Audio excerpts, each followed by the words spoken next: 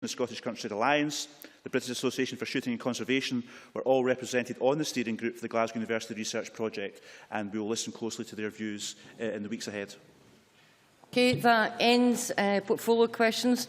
We move swiftly on to the next item of business. It's a debate on motion number 9747 in the name of Jackie Bailey on fuel poverty. Can members who wish to speak in the debate press the request to speak button now? And can I give warning for the rest of the afternoon that we are extremely tight for time in terms of both of the debates. So we will be keeping you to your time, and I regret that we will not be able to offer any additional time if you take interventions. I call on Jackie Bailey to speak to move the motion. Ms Bailey, 10 minutes. Thank you very much, Presiding Officer, and I welcome the opportunity to debate fuel poverty. It has been well over a year since we've had a debate in the Chamber on this subject, and I have to say I'm disappointed that it's taken the opposition rather than the government to set time aside. But that said, our debate comes at a time when fuel bills have been dropping through letterboxes across the country over the past month. And there is nothing quite like an electricity or gas bill to focus minds. Many don't even have that choice, as they need to pay upfront with prepayment meters. And despite this being a relatively mild winter, people are struggling to pay their fuel bills due to the huge increases in prices. And make no mistake, these are not just people experiencing fuel poverty. These are people who are plunged into fuel debt. People who are facing the worst cost of living crisis, the likes of which we have not seen in decades. Let me turn to the scale of the problem. Firstly, Citizens Advice Scotland estimated that between October 2010 and September 2013, price rises from the big 6 energy firms were 8 times higher than the increase in average earnings.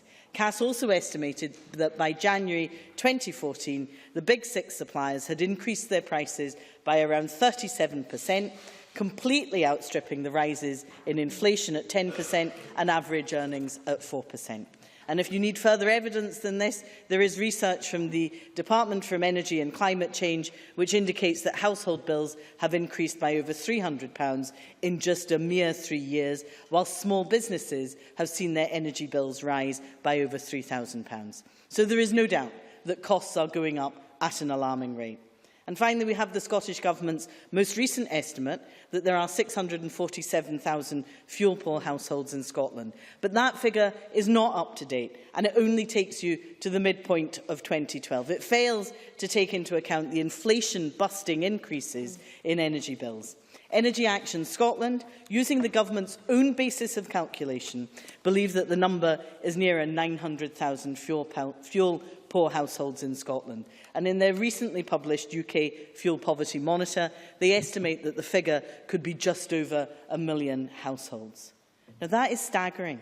When you consider that there are 2,400,000 households in Scotland, then 40% of all households are affected by fuel poverty.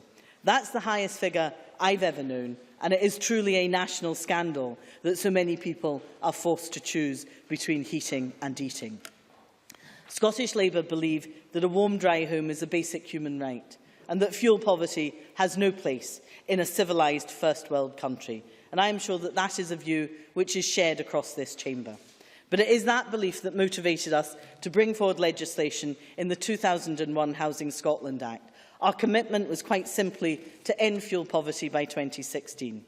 An ambitious target, but rightly so. Supported by all parties, it provided a sharp focus on what mattered and posed a challenge to all of us to deliver. We faced then levels of fuel poverty estimated to affect some 700,000 households. And through our concerted efforts, this dropped to 200,000 households by the end of 2002. It has since been on the rise, but most sharply in 2009 and now in 2014 to the highest level ever of almost 1 million households. The problem is so acute, and yet there is much more that we can and should be doing. With the greatest respect to the Minister, this demands more than a government amendment, which is breathtakingly complacent and focuses yet again on independence. I suppose, Presiding Officer, there is no surprise there. Indeed, their press release blames the Tory UK government, no surprise there either. But where is the ambition in the amendment? Where is the recognition that they have a responsibility to help people now? Where is the action to tackle the plight of people crying out for help? It should give us all pause for thought. When people are returning food to food banks because they cannot afford to turn on their cooker due to the cost of fuel. I would understand the SNP blaming others if they were straining every sinew to tackle the problem, but that is frankly not the case. It is the case that the SNP have underspent their budget, apparently 2 years in a row. It is the case that the SNP have delayed in delivering money to local authorities, but thankfully you've allowed them to carry forward the money, or the underspend would be huge. And meanwhile, installers are going to the wall. I'll take an intervention. You'll be aware that the Scottish Government has committed £60 million to local authorities. What figure would the Labour Party commit? Jackie Peel.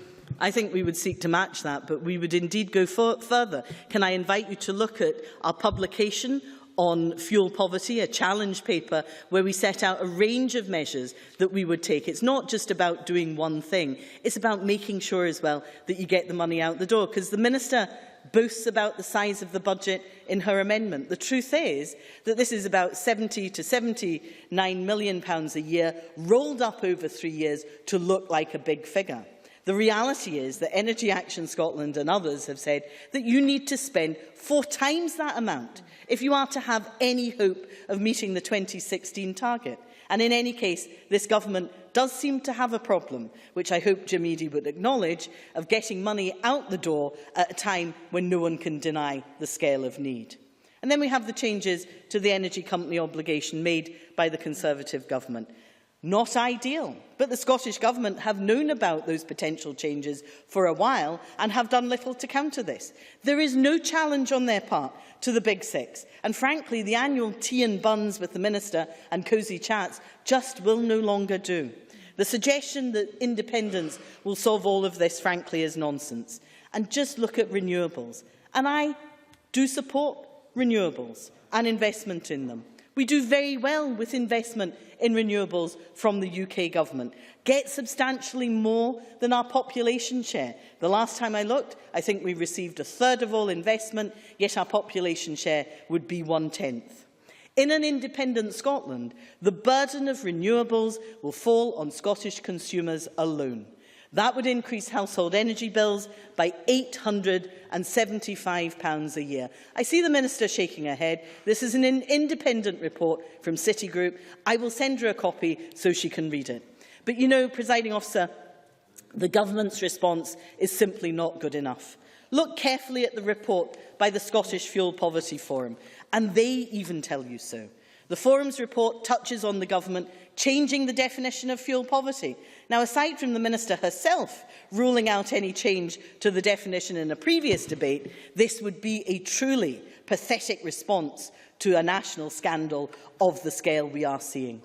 We know that fuel poverty disproportionately affects low and fixed income households, the elderly and children, and those suffering from illness. It is also a particular problem in rural areas and the private rented sector.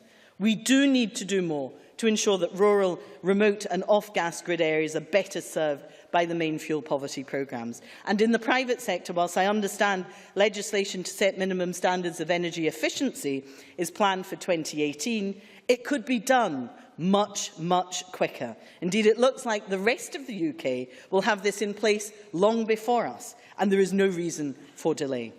Labour has published a fuel poverty challenge paper that I referred to earlier, full of policy ideas and suggestions. We worked with those in the sector who know what needs to be done. Our proposals are shaped by their experience.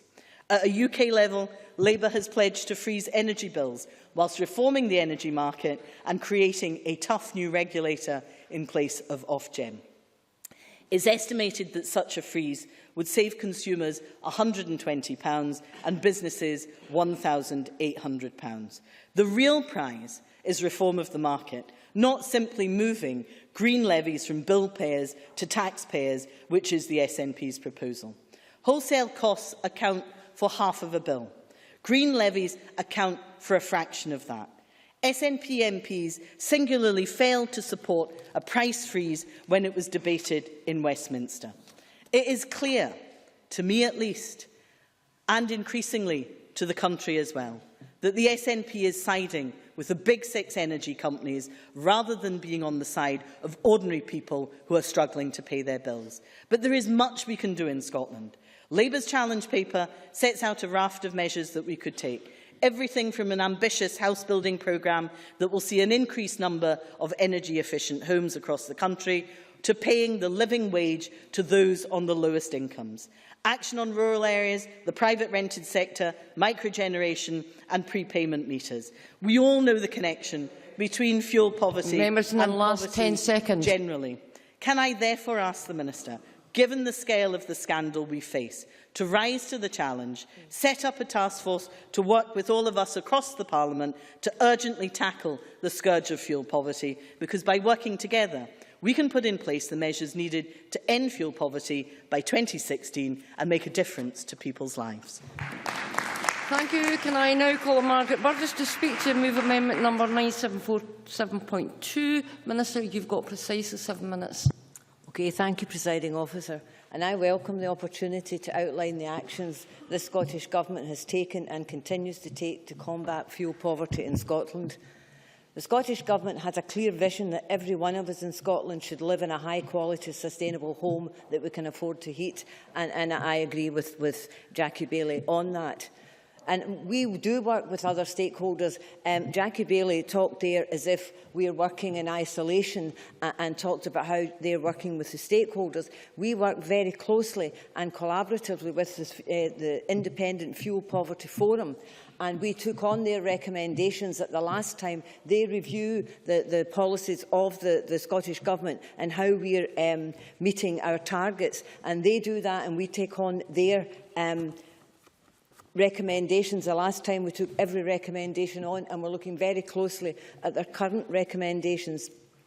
And they have acknowledged very much our commitment to eradicate fuel poverty by way of support and funding. And that funding is a much-needed lifeline to many householders who can't afford to heat their home properly. The Scottish Government has already delivered energy efficiency measures to over 600,000 houses in Scotland, and that's 1 in 4 of households benefiting from this support. The latest statistics show that in mid-2012, 74,000 less households were in fuel poverty than in October 2011, and improved energy efficiency measures account for 2/3 of that fall. But we agree there are still 647,000 Scottish households struggling to pay their fuel bills, and that's the latest official figures that we have, and we work on official figures. I'll take an intervention. Jackie Baillie. Except that those official figures don't include any of the huge inflation-busting increases from the big six energy companies. Except that the official figures are just what I say, they are official figures, and that's all we can work on is official figures, and that's what we do as a government throughout anything when we're quoting figures. It's the official published figures, and that's what we're working on. So it's clear, I'm very clear, there's a lot still needs to be done to tackle fuel poverty, and it is a priority of this government to continue to work closely with the Fuel Poverty Forum. But our powers are limited, and we currently have control over only one of the contributing factors to fuel poverty, and that's the energy efficiency of Scottish dwellings. And we do need more powers, and I do believe we need the powers of independence to tackle all the causes of fuel poverty, where we can tackle them directly to deliver Scottish solutions to Scottish problems, and to ensure that energy companies always behave in a socially responsible way to protect vulnerable customers. And over 2013-14 to 15-16, the Scottish Government has committed to spending almost £250 million on fuel poverty and energy efficiency, and this funding is crucial to meet our objective to lever in as much additional funding as we can from local authorities' own resources and from European funding. That way, we maximise the investment into the delivery of energy efficiency measures, we increase the number of homes we can help out of fuel poverty, we reduce carbon emissions and create much-needed employment in the green economy. And this year we've allocated £79 million through our home energy efficiency programmes for Scotland. And I would have to say that's 40% higher in cash terms than the last Scottish Labour administration budget of £56.5 million, 40% higher. And it's 17% higher in real terms, so we're still spending more money in fuel poverty measures than any previous Labour administration spent in the Scottish Parliament. And our HEAPS programmes provide support to communities across Scotland, allow the most vulnerable residents access to a range of measures that will make their homes warmer and more efficient. And through our Energy Scotland hotline, we provide free impartial advice and support on all of our programmes to ensure people are assisted through the process. And I've visited a number of these projects and spoken to the residents benefiting from the programmes, and I'm always impressed by the response, not only to the fact they've got a warmer home, a reduction in a fuel bill, but also the difference it makes to the external of the property, regenerating the community, making it a more attractive place. So we're working hard, but at the same time, the UK government is changing the eco, proposing changes to eco, and that's going to make it much harder to bring these kinds of benefits to our communities. And the UK government's own analysis states that these proposals will reduce energy companies' spending by around £500 million a year across Britain.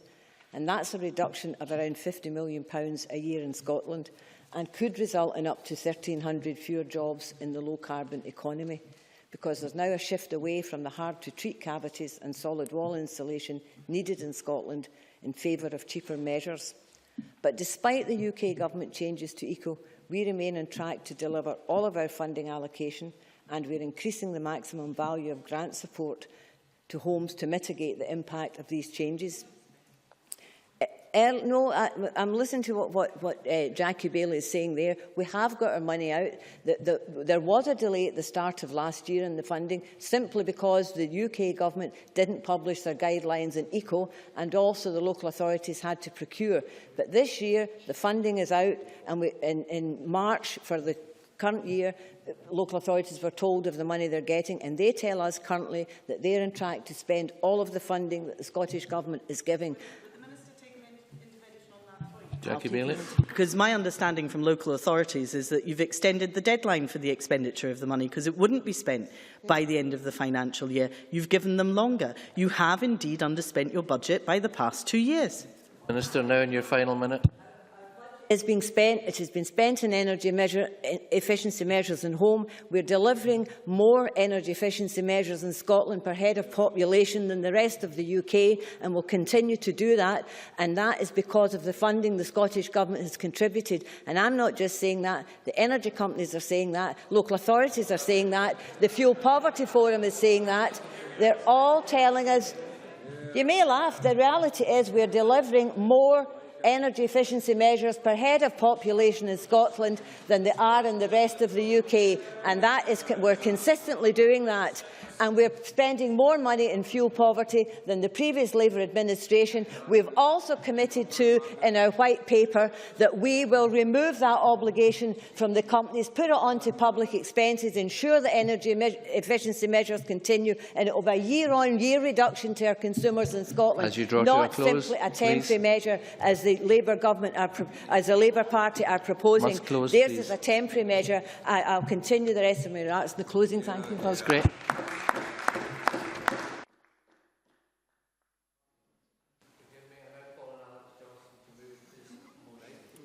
Thank you very much, Deputy Presiding Officer. I take the opportunity at the outset to move the amendment that stands in my name.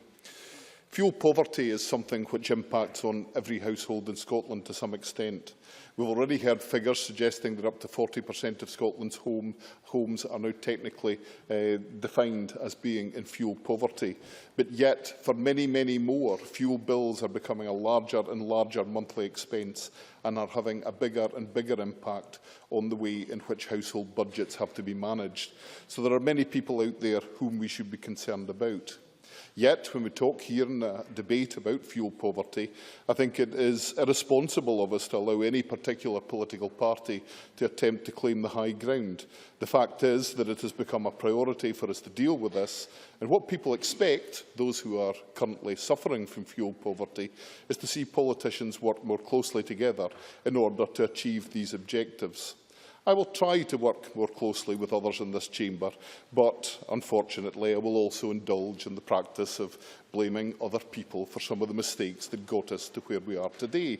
And the reason why I will do that is the great irony is that the Labour Party itself, while in government for 13 years, did a very great deal to achieve the things that they today are complaining about.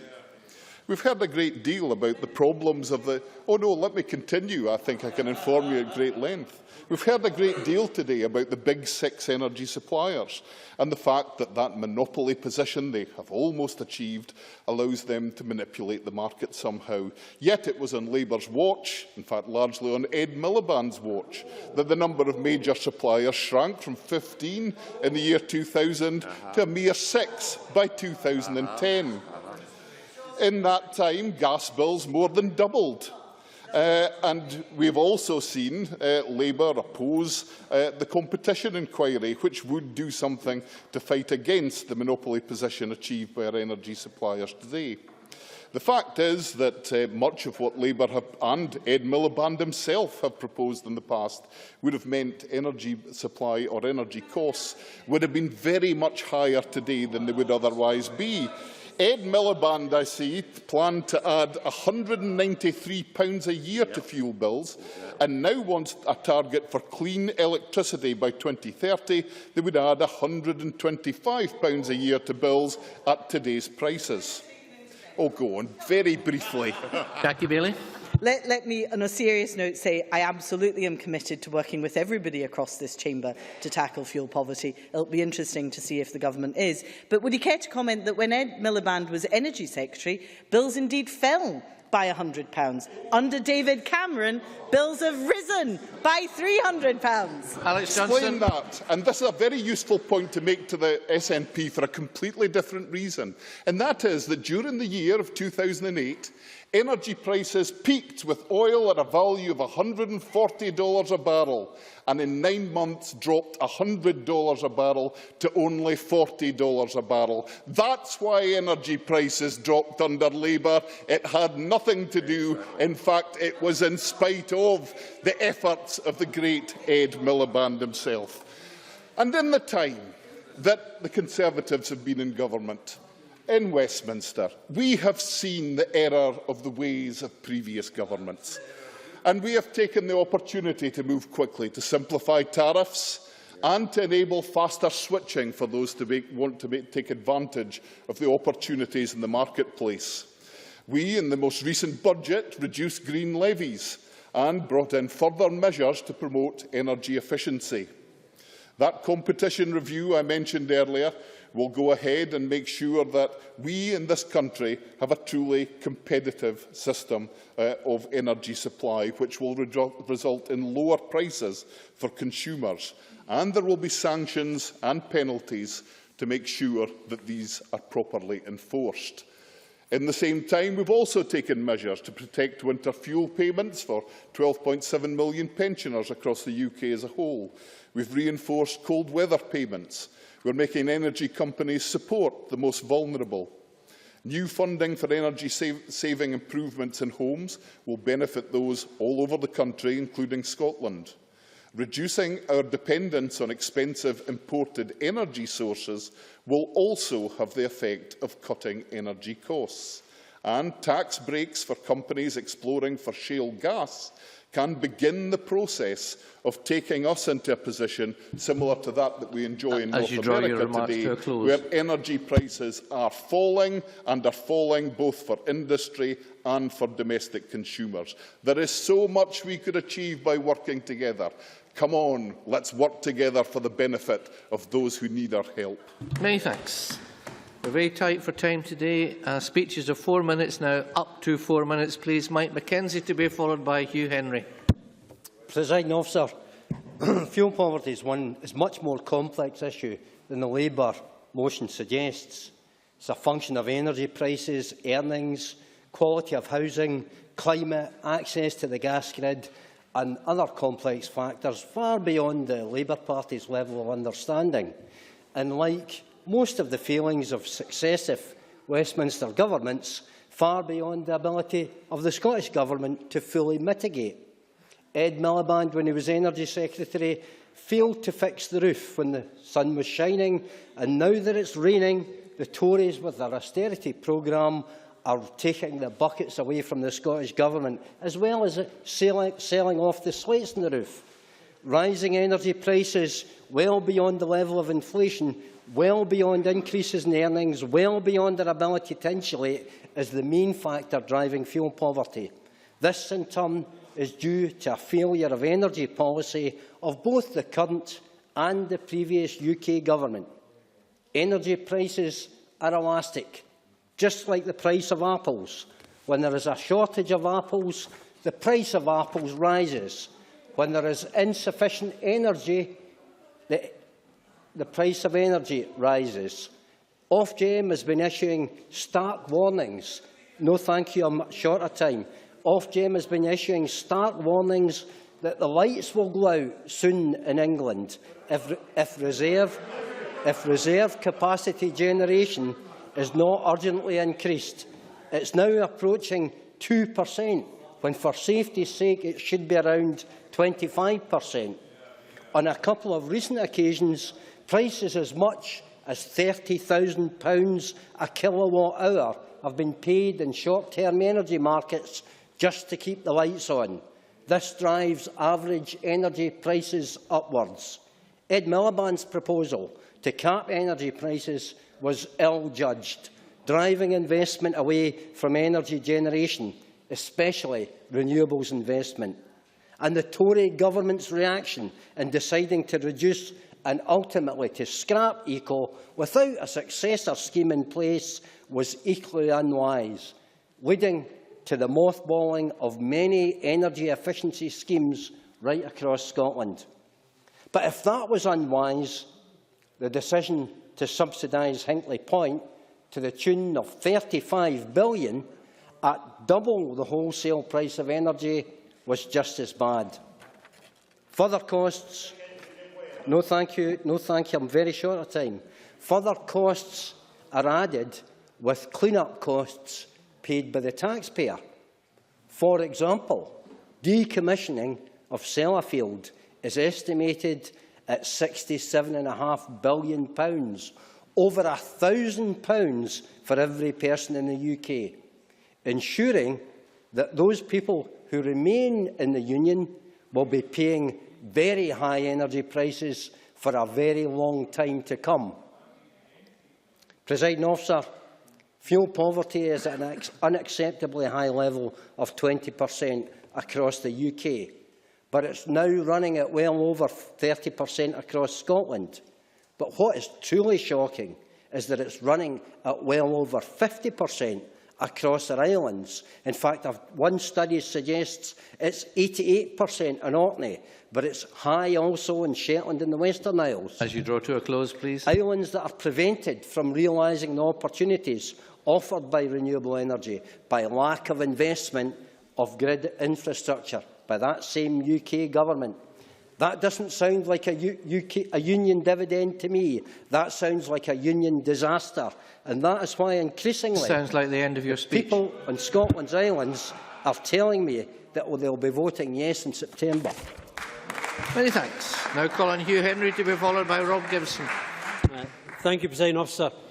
Mike Mackenzie mentioned a number of factors which he said contributed to fuel poverty. He mentioned prices, earnings and the quality of houses. And there's no doubt that these are all factors. But in the Minister's contribution, she listed a whole range of things that she said that the Scottish Government had done. But, Minister, it's not what you've done that's the problem.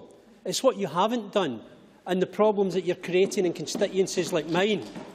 Because day in and day out, I deal with constituents who are suffering because of fuel poverty, who are having to make the difficult decisions which Jackie Baillie mentioned about whether to eat or turn on their heating. Pensioners who've got to seek refuge outside their homes to try to stay warm because it's too cold to stay inside their homes. And often we've got to make choices in our everyday lives, that's true. And as a government, you've also got to make choices, and I accept that. Now, I accept it was your decision to make sure that the children of MSPs, of MPs, of lawyers, of doctors, of bankers and other wealthy people, that they get meals at school for free. But at the same time as you have done that, and a choice that you have made, to spend your money. Sit down, please. The choice that you have made to spend your money means that my constituents who are already living in poor households, difficult to heat households, have got money taken away from them in order to make sure that the better off in our society are being protected. Now, that's a choice, and that's a legitimate choice for you to make. But don't shed crocodile tears that you don't have money to help the poor when you have chosen to help the better off. Now, you have mentioned, Minister, a number of things, and I'll come back to Mike Mackenzie's point. You've said that there's only one thing that you can deal with, and that's the quality of housing. Well, let's see what would happen if Scotland separated from the UK, because according to the Scottish Government, you want to protect the profits of the energy companies and make the taxpayers pay. That's the choices that you are offering to people in this country. Let's see what's happening when it comes to earnings, because there is something that you can do just now about earnings. The next Labour debate is fundamentally tied to this debate. Will you support the living wage across Scotland, or will yet again you vote down the living wage? Because there is something that you can do. You could go and persuade your prominent supporters of independence, people like Tony Banks, who just this month advertised for care home staff on the minimum wage, not the living wage. You could tell them there is something that he and people like him can do just now to make sure that people have got the money to keep their houses warm. And when it comes to the quality of houses, there is more that you can do. I opened a housing complex in Barrhead, Hanover. Fantastic at Murray Place in Barrhead. I recently visited the opening of Link Housing Association houses in Tannahill Crescent in Johnston. And the striking thing in both those cases is people are living in warm, easily heated houses, high-quality houses, and yet the housing associations and other providers tell me that you are not providing the money that they need to build the homes that we require. So there is something that you can do. You have made choices, Minister, but you have turned your back on the poor. Thanks very much. Now calling Rob Gibson to be followed by Liam MacArthur. Up to 4 minutes, please. Thank you, Presiding Officer. On one side of the argument, there are the prices that people have to pay, and there's the other side of the argument, which are the production costs of electricity. In the Observer Business section on the 30th of March this year, Terry McAllister posed 6 questions for the British energy industry that they must answer. And the crux of his argument about the populist fixation on prices was as follows. They, the big 6 energy companies, see themselves as easy media whipping boys and scapegoats of successive governments unwilling to explain to the public that the need to modernise and decarbonise the energy industry means higher prices whoever runs it. Some of them now see the competition inquiry as a chance to tell their side of the story. We think that the argument from Labour is energy illiterate because it fails to take into account the way in which energy policy has been handled by successive governments. Indeed, when we compare prices for electricity across Europe for domestic consumers, it shows that Britain is by no means the most expensive. For example, Germany, Italy, Norway, Ireland have far higher euros per kilowatt hour. So we want to ask, why is it that that is the case, and why is it that we have so many fuel poor? But members also should be in no doubt that the UK's Tory and Lib Dem government is behind the curve on energy policy, and the fig leaf inquiry on consumer prices hides the starker facts of Britain's dysfunctional approach to decarbonise power sources or tell consumers the truth. I recall that the monitoring body for progress on reducing greenhouse gas emissions, the UK Climate Change Committee, warned in December 2012 that green power strategies will eventually prove cheaper than relying on gas-fired electricity generation favoured by George Osborne, the Chancellor. It is like taking out an insurance policy. You pay £100 now to avoid having to pay £600 later. said David Kennedy, the UK CCC Chief Executive. It's a similar argument to the national debt, he added.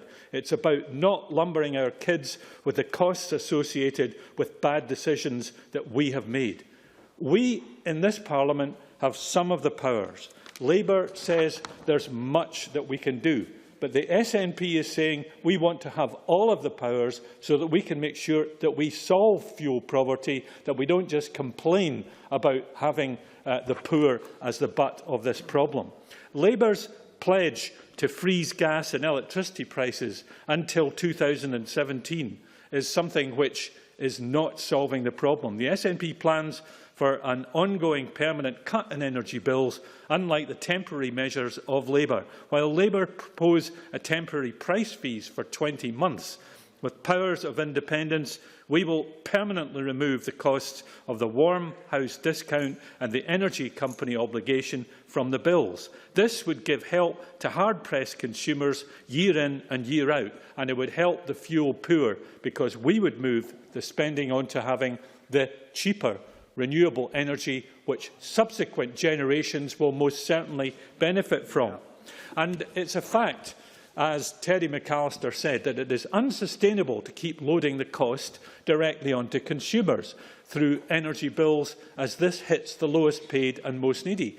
But the taxpayer paid for nuclear, coal, hydro and oil power stations in the past. As you draw to a close, please. He went on to say the taxpayer is the obvious candidate to foot more of the bill, but this requires governments to be more open about the spending priorities accordingly. He was talking about the UK government. The Scottish government is open and is tackling the problem with the powers we have. We need them all to ensure it's a success. Thanks very much. Now calling Liam MacArthur, to be followed by Kevin Stewart. Up to 4 minutes, please. Thank you, Deputy Presiding Officer. As colleagues will be aware, fuel poverty is nowhere higher than in my own constituency, with estimates recently from the Orkney Housing Association suggesting they may be up around 68%, as opposed to the national average of around half that. And therefore, I welcome the debate, albeit brief. I don't necessarily see there being a meeting of minds or a call for collective action being taken from this.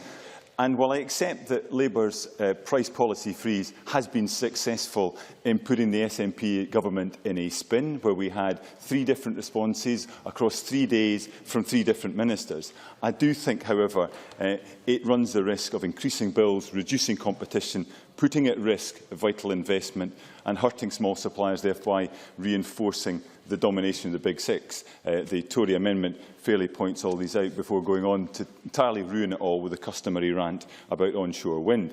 And as for customary rants, we then have the Minister's press release from this morning, followed up by Mike Mackenzie's contribution to this debate, suggesting it's all the fault of Westminster and that independence somehow... No, thank you, Mike Mackenzie.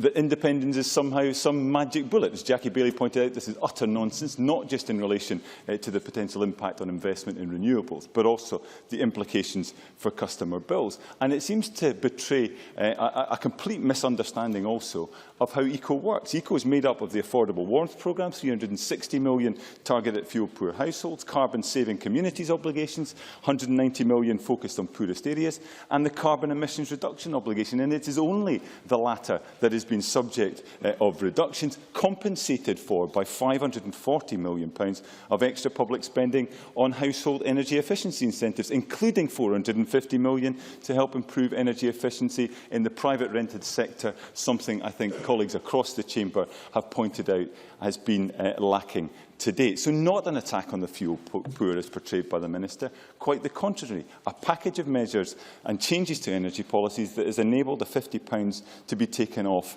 average household bills. Now, there are legitimate concerns about the operation of the energy market, which is why I think it is welcome that Ofgem have referred the market to the Competition and Markets Authority, following on the energy market assessment announced by Ed Davey last year, and tough action based on a detailed, independent expert assessment of the state of competition in the UK market. Other measures too, like 146 million of cold weather payments, winter fuel payments to over 1 million households, making energy bills simpler, clearer and fairer, and encouraging collective switching schemes whereby households club together to secure better deals.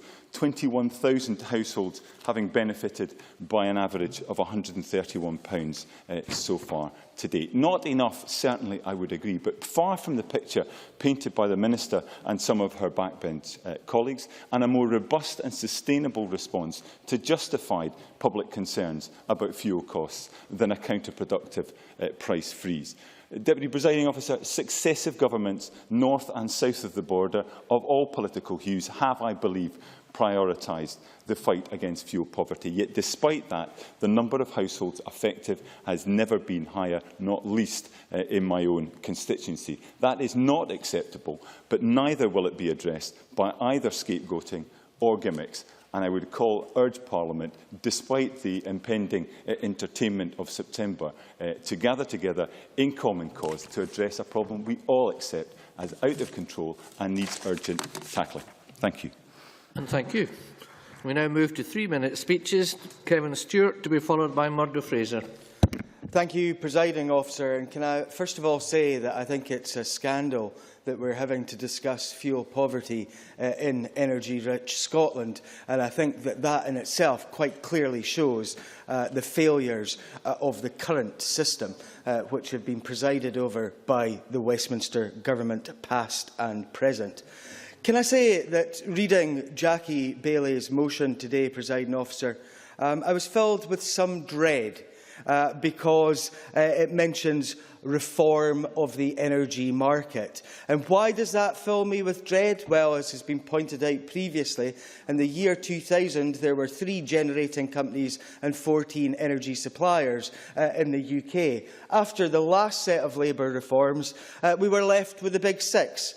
Which we have all been moaning about to one degree or other today. The Big 6, which has on its boards many former Labour parliamentarians, including parliamentarians from this place. Somebody did all right out of the last set of reforms. However, certainly the public did not benefit from Ed Miliband's reforms. And I can't hear what Ms Bailey is shouting at me, Presiding Officer. She may want to intervene. Jackie Bailey.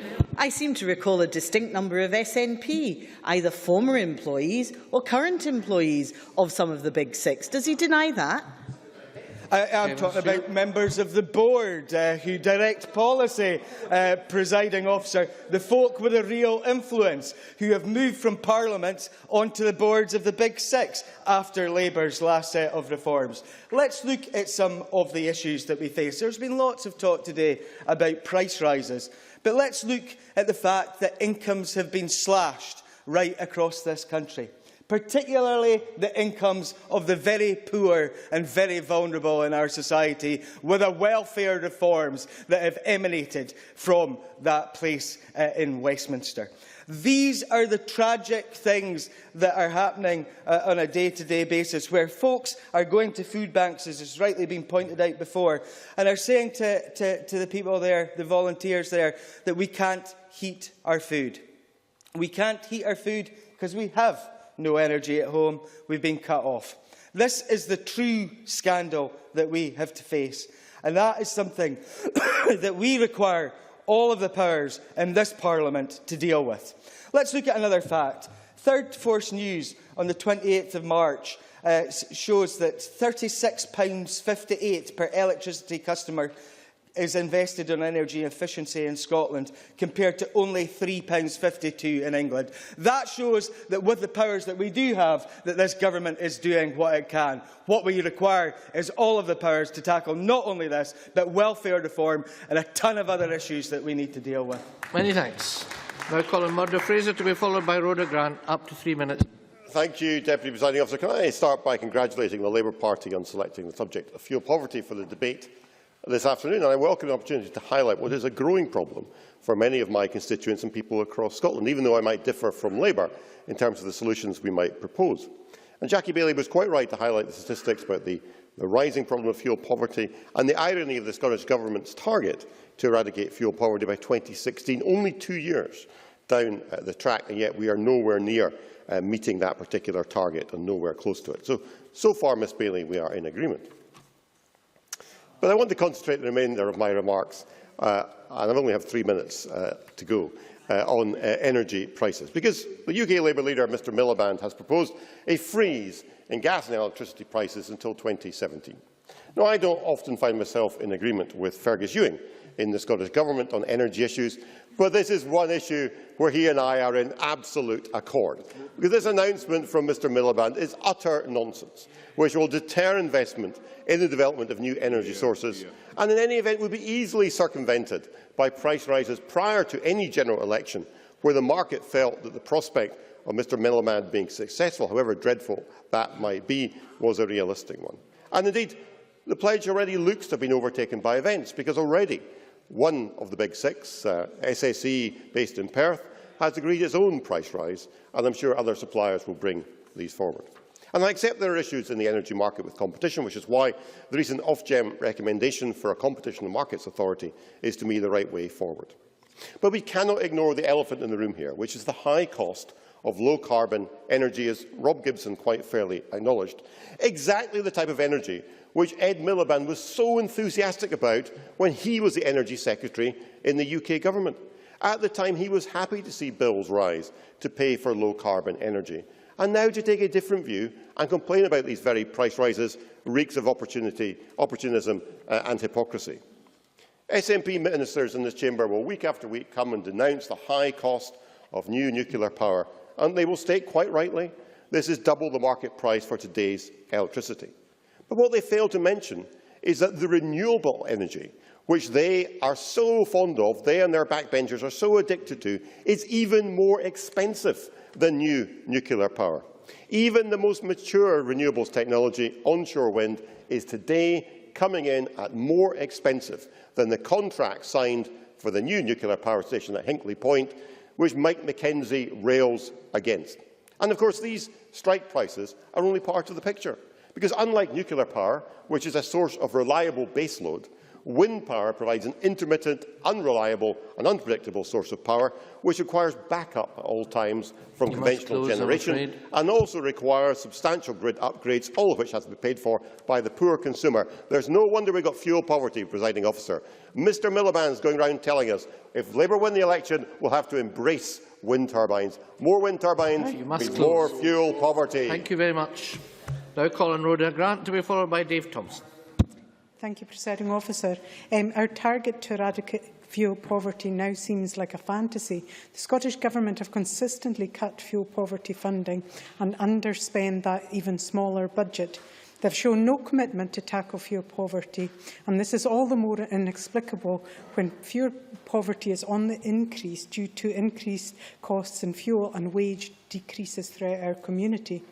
In the UK, we have the worst record in Western Europe for fuel poverty at 19.2%, and that figure rises to 27% in Scotland. However, those figures pale into insignificance when compared to a recent interim report on fuel poverty in the Western Isles drawn up by the Energy Advisory Service. It shows that a staggering 71% of homes suffer from fuel poverty in the islands. A total of 2,167 households responded to the survey. 18% of them were in severe fuel poverty, spending more than 20% of their income on fuel, and 11% in extreme fuel poverty, spending 30% of their income on fuel. The Scottish Government needs to take actions. Warm words don't heat homes. Time and time again over the winter months and throughout the year, constituents from the Western Isles, Skye and other rural areas have contacted me, telling me they're struggling to heat their homes. They're forced to make the choice between heating and eating. As they're off gas grid, they can't take advantage of the many schemes available. These figures in the Western Isles and beyond can't be ignored. I believe they will also be representative of many other areas in the Highlands and Islands that are off gas grid and suffer the same problems. This means that people don't have access to the cheapest form of fuel, and they need to obtain heat from oil, electricity or solid fuel, which are all much more expensive. The only way to tackle fuel poverty in these areas is to ensure that less fuel is used by insulating homes, and that's a key recommendation of the Energy Advisory Service interim report. Because they're off gas grid, they don't qualify for many of the energy company schemes. Neither do those houses have a value that allows the occupants to borrow to install insulation, even if they could afford it. Neither do they qualify for the Green Deal because the costs and savings just don't add up. They're also hard to treat, 1.5-storey stone-built homes. They basically need to be clad from top to bottom, and that is expensive. However, there could be economies of scale. The Scottish Government need to bring forward a concerted programme for insulation throughout rural Scotland, starting in our islands. With these rates of fuel poverty, a blanket approach can be justified, as the vast majority of people are suffering from fuel poverty there. This is the only way to tackle rural fuel poverty, and I would therefore urge the Government to reinstate their budgets and use their underspend to start this process. Many thanks. Now call on Dave Thompson. Up to 3 minutes, please. Thank you, Presiding Officer. The Scottish Government has maintained investment in energy efficiency programmes despite financial pressures and limited powers. Indeed, it intends to spend around £250 million between 2013 and 2016 dealing with fuel poverty and energy efficiency. But we must do more, as other speakers have said, if we are to honour our historic commitment to eradicate fuel poverty by 2016. As a member for Skyloch Harbour and Badenoch, I know only too well the effects of fuel poverty. The rural nature of the Highlands and Islands means we are at the highest risk of fuel poverty, and indeed we have been suffering for some considerable time.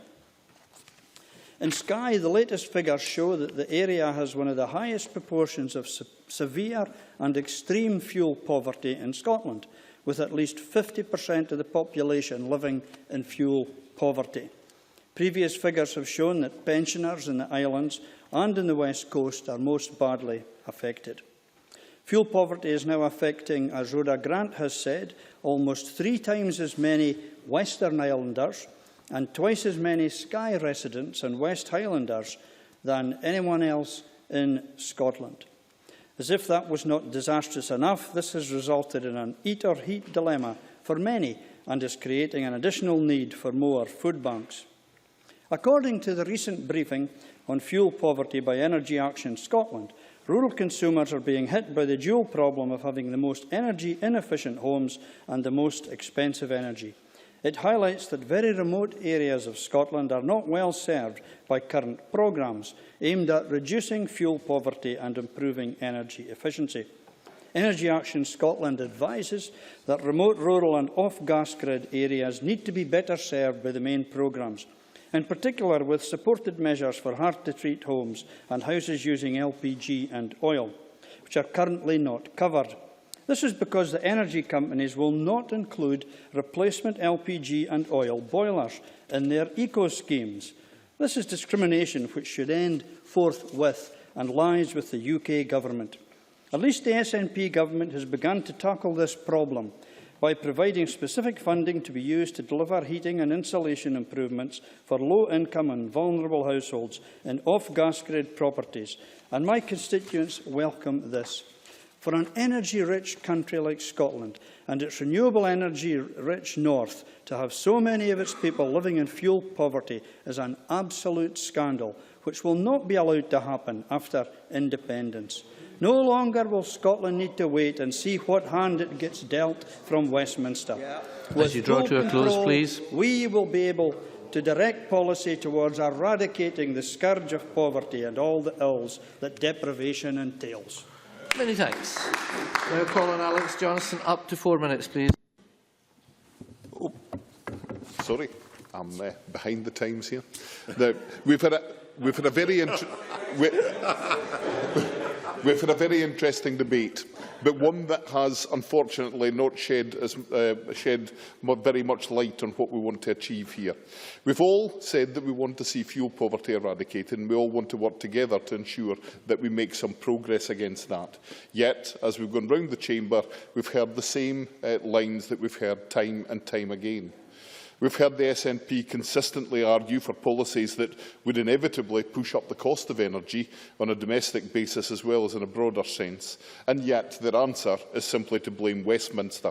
It's been their policy for a long time, so no surprises there. We heard Rob Gibson talk about the need to make decisions today that will serve us for the long term. But with that, he made the clear admission, the honest admission perhaps, that renewables are a high-cost solution and that renewables today will simply add to fuel poverty rather than giving us a route towards removing it. The problem is that onshore wind is a high-cost option. As we heard in some detail from my colleague Murdo Fraser, the fact is that if we choose to go for onshore wind, we must accept that energy costs will be high.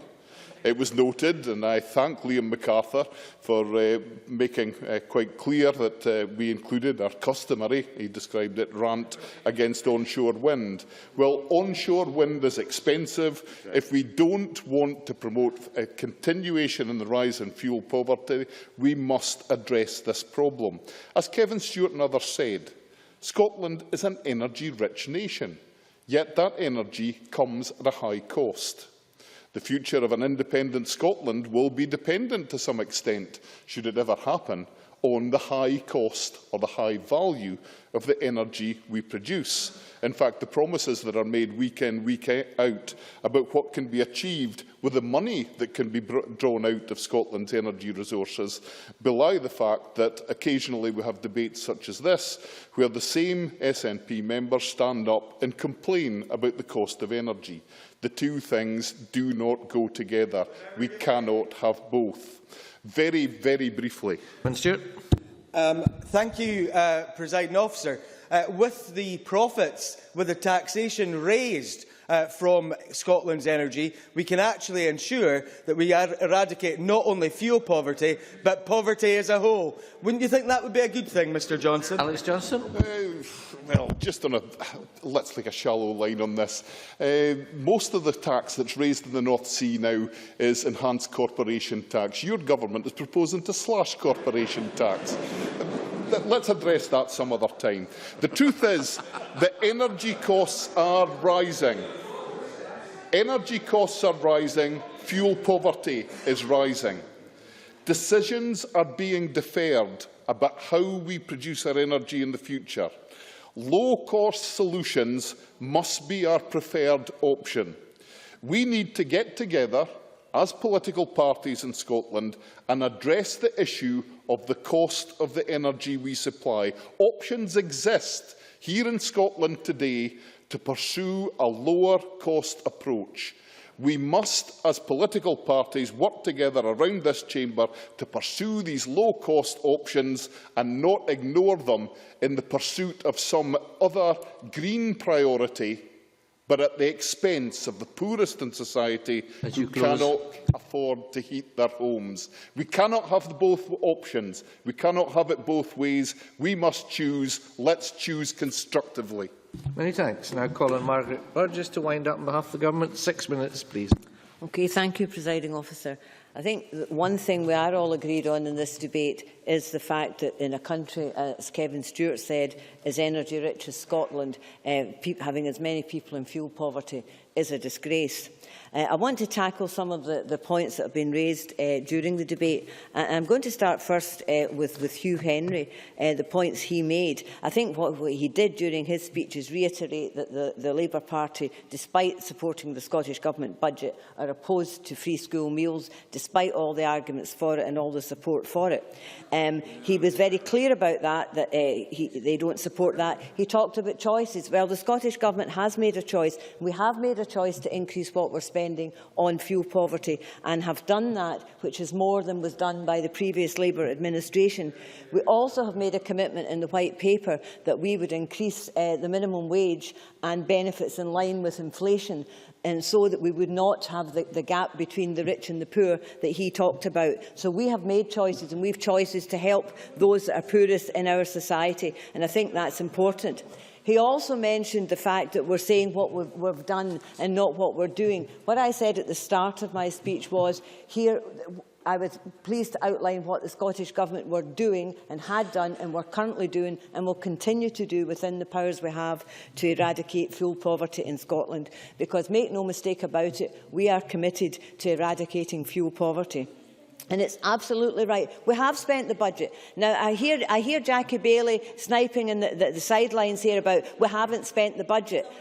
I want to say a couple of things. The first thing is that we knew about the changes to ECO in December. That was the first that the Scottish Government knew about it, and we quickly adapted our HEAP scheme to give flexibility to the local authorities to take account of that. And that was important because that kept the jobs in Scotland within the insulation industry, and it also allowed the local authorities to proceed with the schemes that they had set up. So I want to just take that one on. There was also a mention from Jackie Bailey in terms of changing the definition of fuel poverty. We have no intention of changing the definition of fuel poverty like they have in the rest of the UK. I'll take a brief intervention. Okay, the report from your own Scottish Fuel Poverty Forum talks about research that the government is undertaking to change the definition.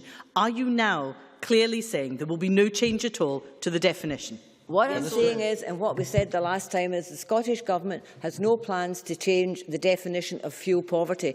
If we work with the Fuel Poverty Forum, if they come up with proposals to that, we'd look at them. But I am not aware that they're doing that. We have no plans.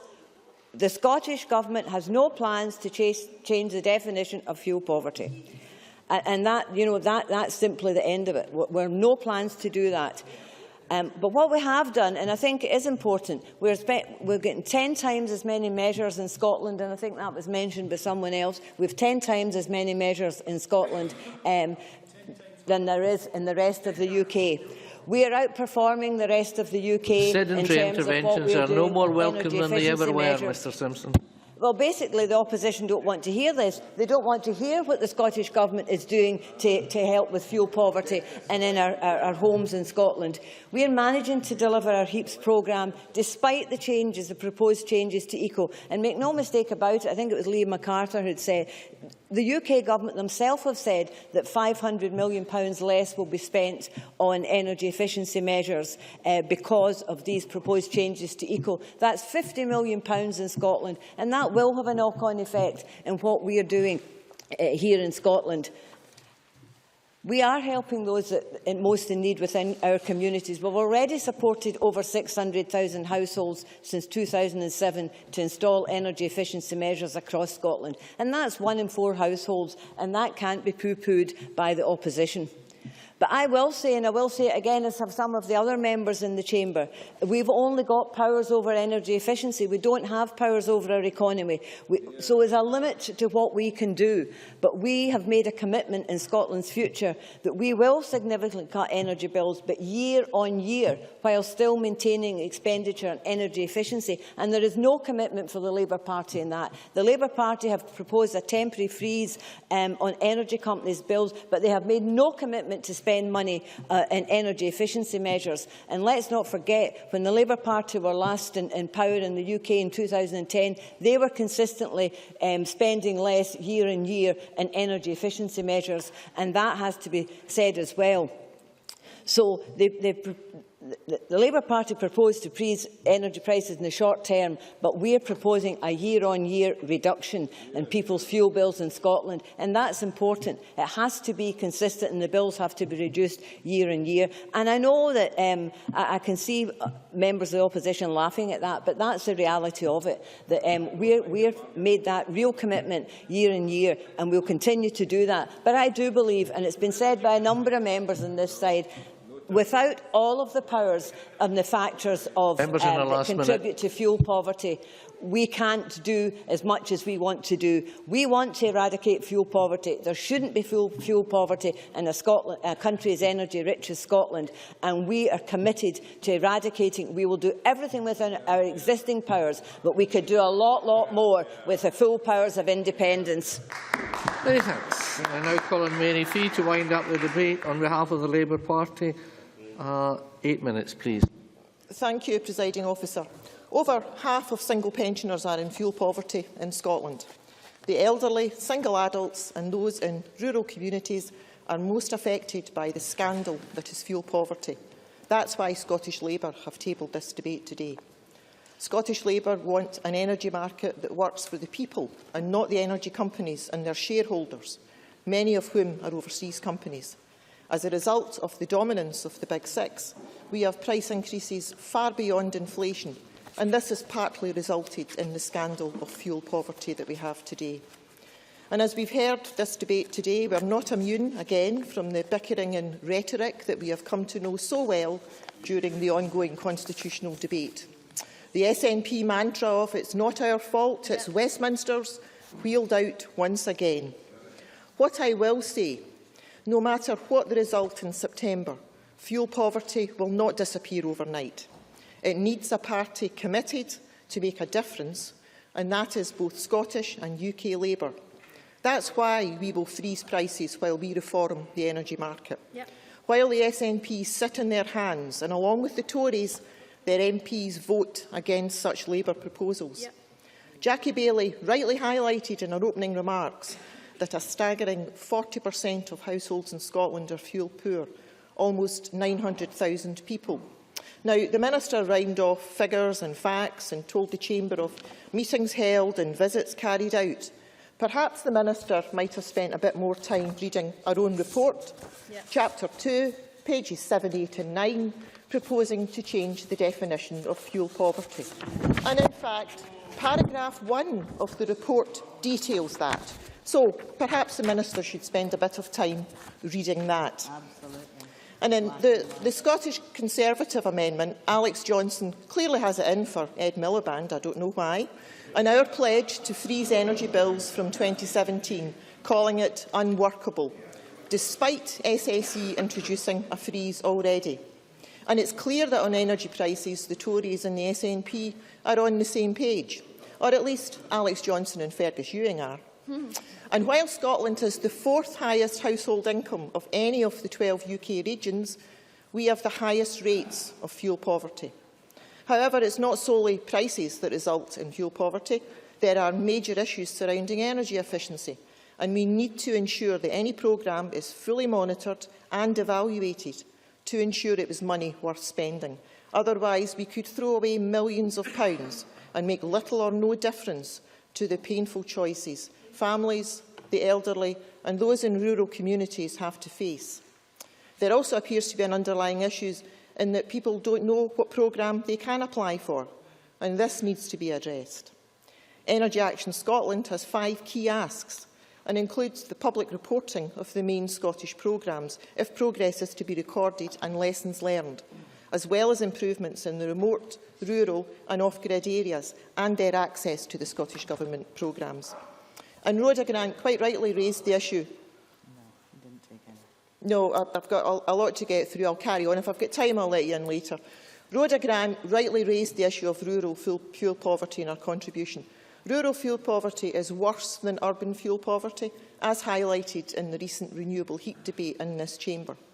We need to find ways in which rural and isolated groups of housing can work together to develop community energy schemes which use biomass boilers and local supply of wood chip. Grant funding must also be available where required. And the link between fuel poverty and climate change must be strengthened if we are to achieve our reduction targets. And, Presiding Officer, it was the first Labour-led Scottish Executive that set out a legislative requirement in the Housing Scotland Act 2001 that established the fuel poverty target to eradicate fuel poverty as far as is reasonably practical by 2016. And at present, the SNP government is unlikely to reach this target. And Energy Action Scotland estimates, as I said earlier, there are almost 900,000 households currently in fuel poverty. And again, Labour have called for an energy price freeze that would save families on average £120 per year. Yet the SNP's own MPs haven't voted for it. We are committed to helping the hard-pressed families in Scotland, whilst the SNP are too busy aligning themselves with Tories and big energy companies. The draft budget produced in September of last year... The draft budget produced in September of last year showed that the Scottish Government had an underspend of £10 million in the demand-led home energy efficiency programme. If the underspend was due to eradicating fuel poverty and meeting the legislative requirement, then we could all agree it's a good thing. But we know that the demand and need for energy efficiency measures are still there. So that must mean the scheme is either not working or it's not being administered properly. Tomorrow we have the Stage 1 debate on the new housing bill. And one key aspect is missing from that bill, and I'm disappointed that the Minister didn't make more mention of the housing bill and the actions she could be taking in her opening and closing remarks, and that's around energy efficiency in the private rented sector. This sector houses many of Scotland's fuel poor, and landlords are under no obligation to bring their properties up to the standard we expect of social houses. I understand the Government has set up a working group to bring in new legislation, but 2018 is a long time to wait to ensure that your rented house is adequately heated. Fuel poverty is a societal injustice. It's dangerous and it's a deadly trend. And that's why a Scottish Labour government here in Holyrood and a UK Labour government in Westminster will commit themselves to finding a solution through energy efficiency measures by working to improve the quality of energy measures and accommodation in the private rented sector, and work alongside local authorities, fuel providers, housing associations and installers to support local area-based schemes, ensuring that the process is better streamlined to quickly deliver projects on the ground.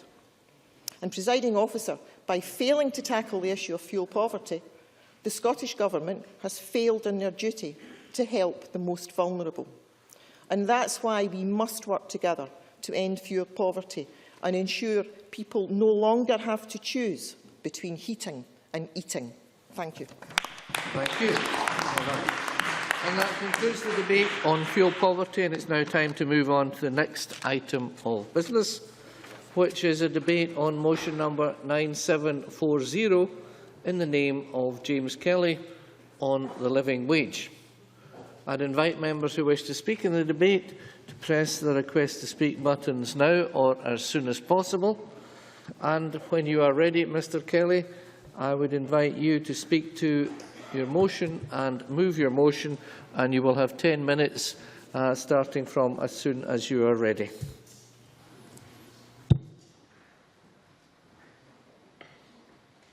Mr Kelly. Thank you very much, Deputy Presiding Officer. I welcome the opportunity to open this afternoon's debate on the living wage on behalf of the Labour Party and to move the motion in my name.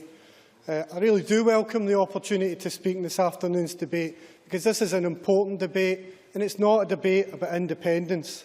This is a debate about something that we can do something just now in this Parliament, about the living wage and taking positive action through the procurement bill. As was stated when the bill was debated at Stage 1 in the Parliament, the procurement bill reaches out covering £10 billion of public contracts. And the demand for Labour for the living wage to apply in all these public contracts would make a real difference now. Would make a real difference now to the economy, to jobs and to the pay of working people.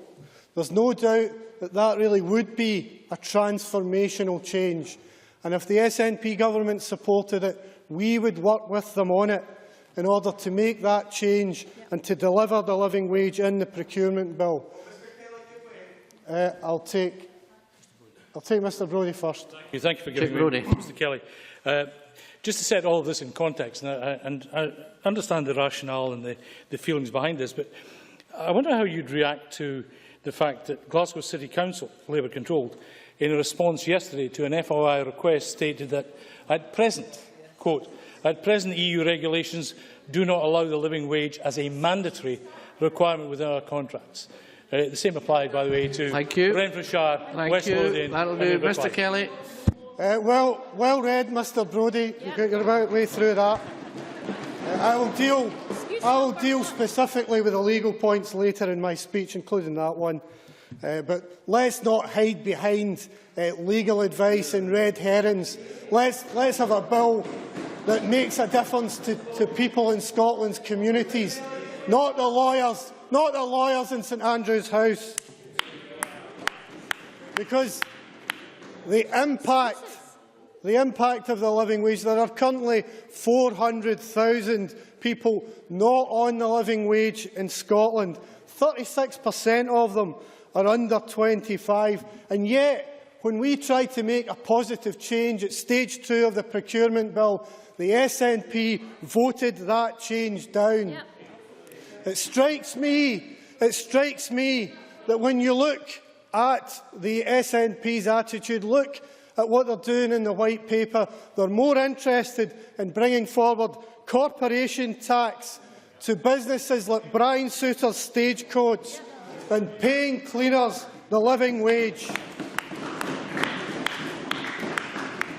And this really would make a striking difference to women workers. Yep. Of those 400,000 workers, 64% are women, 256,000.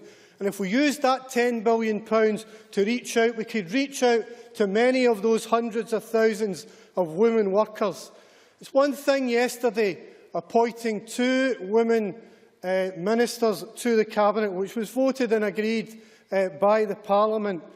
But you've got to wonder at voting through pay rises of £32,000 to these ministers when there are cleaners working on Scottish Government contracts who are not being paid the living wage. That is unacceptable. And it's the rank hypocrisy of elements of the SNP on this issue. At the recent SNP conference, MSP after MSP queued up to have their photograph taken, pledging support to pay their staff the living wage, including the Deputy First Minister. But we have workers on Scottish Government contracts who are not paid the living wage. In the gallery this afternoon, we have staff from the National Museum of Scotland shop who are currently paid £6.53. They're not on the living wage. The National Museum of Scotland is an iconic Scottish institution, and these people are working on behalf of the Scottish Government. They're not being paid the living wage, and it is hypocrisy for the SNP to pose with banners, say that they are supporting the living wage. Yeah, John Mason. I'll give way to John Mason, one of the MSP's photographed. John. Absolutely, I was photographed. Would you accept that the living wage will not apply to some people in the private sector, and it's only by raising the statutory minimum wage that we can really help people? James Kelly. What about trying to apply it to the workers in the National Museum of Scotland shop? What about trying to apply it to the cleaners in the Scottish Prison Service who are not paid the living wage? It's time that we close this low-pay loophole. And that's why there's an onus on all governments to do what they can to support action against low pay. And from that point of view, I can't support the Liberal Democratic amendment because they are part of a government which have seen the cost of living for average families fall by £974, and at the same time handing out tax rises to the 1% richest of the population, numbering £3 billion. That's not the actions of a government who's taking forward an agenda to protect those on low pay. Mr Rennie. Willie Rennie. Does he agree with our amendment or does he not? Because I thought the Labour Party policy was to raise tax thresholds. James Kelly. The point is, Mr Rennie, that you need to look at the overall programme of the government, and your government has been more interested in handing out tax cuts to the rich than protecting the low-paid.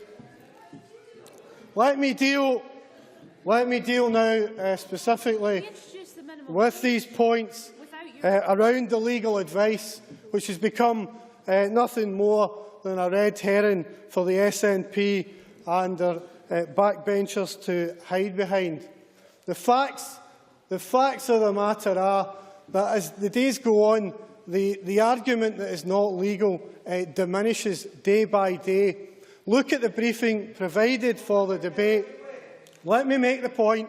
Look at the briefing provided for the debate by the Scottish Living Wage Campaign, specifically by Professor Christopher McCubbin. He makes the point, as I made in the Stage 2 debate, that if you tie the payment of the living wage to the specific contract, then it can be legal. And also, he equally makes the very valid point that the way that this can be enforced, and this covers the Glasgow City Council point, is to ensure that it's enshrined in the procurement legislation. And that would allow public contracts, people in public contracts, to be able to stipulate that the living wage can be paid. Mr. Stewart. Thank Mr Kelly for giving way, Presiding Officer. Mr Kelly has talked about legal advice. There is actually case law in this issue, which I've mentioned to Mr Kelly before, and that's Riefert versus Niedersachsen. How does Mr Kelly think that we can get over that case law, which is not legal advice, but is actual case law? James Kelly. Never mind the case law, Mr Stewart. I'll give you some practical examples. What about the care contracts at Renfrew Council, where they're paying the living wage? What about the contracts in Islington? Even Boris Johnson can ensure that his contracts can pay the living wage. Who would ever have believed it, Deputy Presiding Officer? Nicola Sturgeon, outflanked on the left by Boris Johnson. In summing up, Deputy Presiding Officer, it's time that we close the low pay loophole and introduce the living wage in all public contracts. Don't give us the excuse that we're going to be too weak, too poor or too stupid to introduce the living wage in this Parliament now. Are we a proper Parliament or are we a debating club? This is a chance to send out a powerful signal in support of fairness. It's time for Parliament to stand up for working people, and it's time for the SNP government and the backbenchers to stand up and be counted. Many thanks. I now call on Nicola Sturgeon to speak to and move Amendment 9740.2. Deputy First Minister, 7 minutes, please.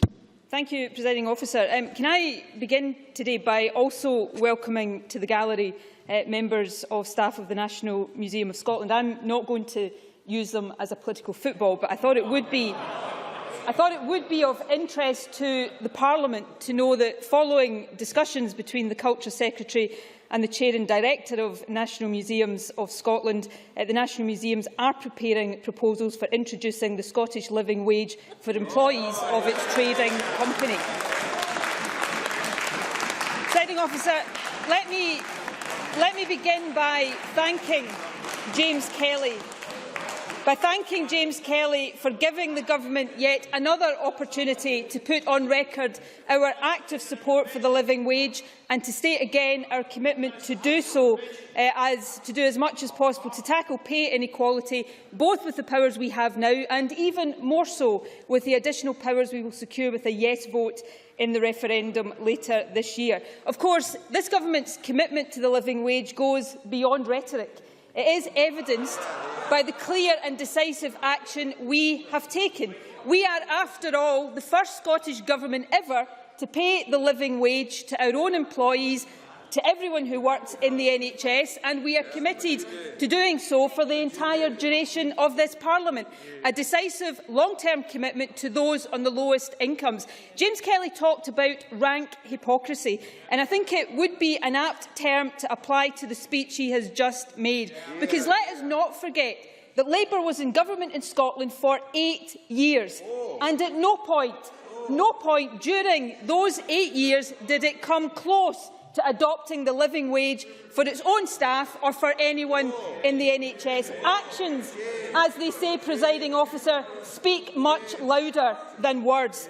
And of course, while the Government doesn't set pay levels for staff in the private sector, or indeed for staff in those parts of the public sector not covered by our pay policies, we nevertheless strongly and actively encourage all public, private and third sector organisations to pay the living wage. We fully support We fully support the principles of the Living Wage campaign, support illustrated not just through our own pay policy, but also through our funding of the Poverty Alliance to pilot a living wage accreditation scheme to increase the number of private sector employers who are paying the living wage in Scotland, a campaign that will be rolled out over the course of this year. So no one should doubt the commitment of this Scottish Government to payment of the living wage. The motion that Labour has tabled today covers an issue that we have debated before. That is whether the Procurement Reform Bill can impose the living wage on contractors. The Government has given serious and careful consideration to this question, to how we use the Procurement Bill to advance the living wage, because it has never been a question of doing nothing, but instead a question of how we do as much as we can while staying within the confines of European law. We sought advice from the European Commissioner responsible for public procurement, and the clear response, which is reflective of EU case law, was that we can't make the living wage a mandatory condition of contract. Glasgow City Council agrees with that. It said, as Chick Brodie has already pointed out, EU regulations don't allow the living wage as a mandatory requirement within our contracts. James Kelly talked about Professor McCrudden's legal opinion.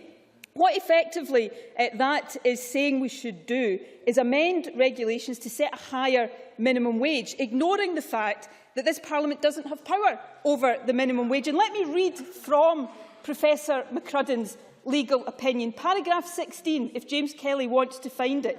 I have not been instructed to consider whether such an amendment would be within the powers of the Scottish Parliament, and I have not done so. Islington was also mentioned. Let me read from Islington Council's website. Where EU law applies, the website says the requirement for the living wage should not be made a precondition at the tender stage. The law is clear. We will continue to lobby for a change in EU law, but while the position prevails not just now, we can't ignore it simply because we don't agree with it. But equally, we are not prepared to do nothing. And that is why we have made provision in the bill relating to payment of the living wage. And what we are proposing in the procurement bill is significant, and frankly, it should have the full support of any party serious about advancing the cause of the living wage. The bill contains provisions designed to ensure, through statutory guidance, that purchasing decisions take account not just of pay and benefits, but of employers' general approach to workforce.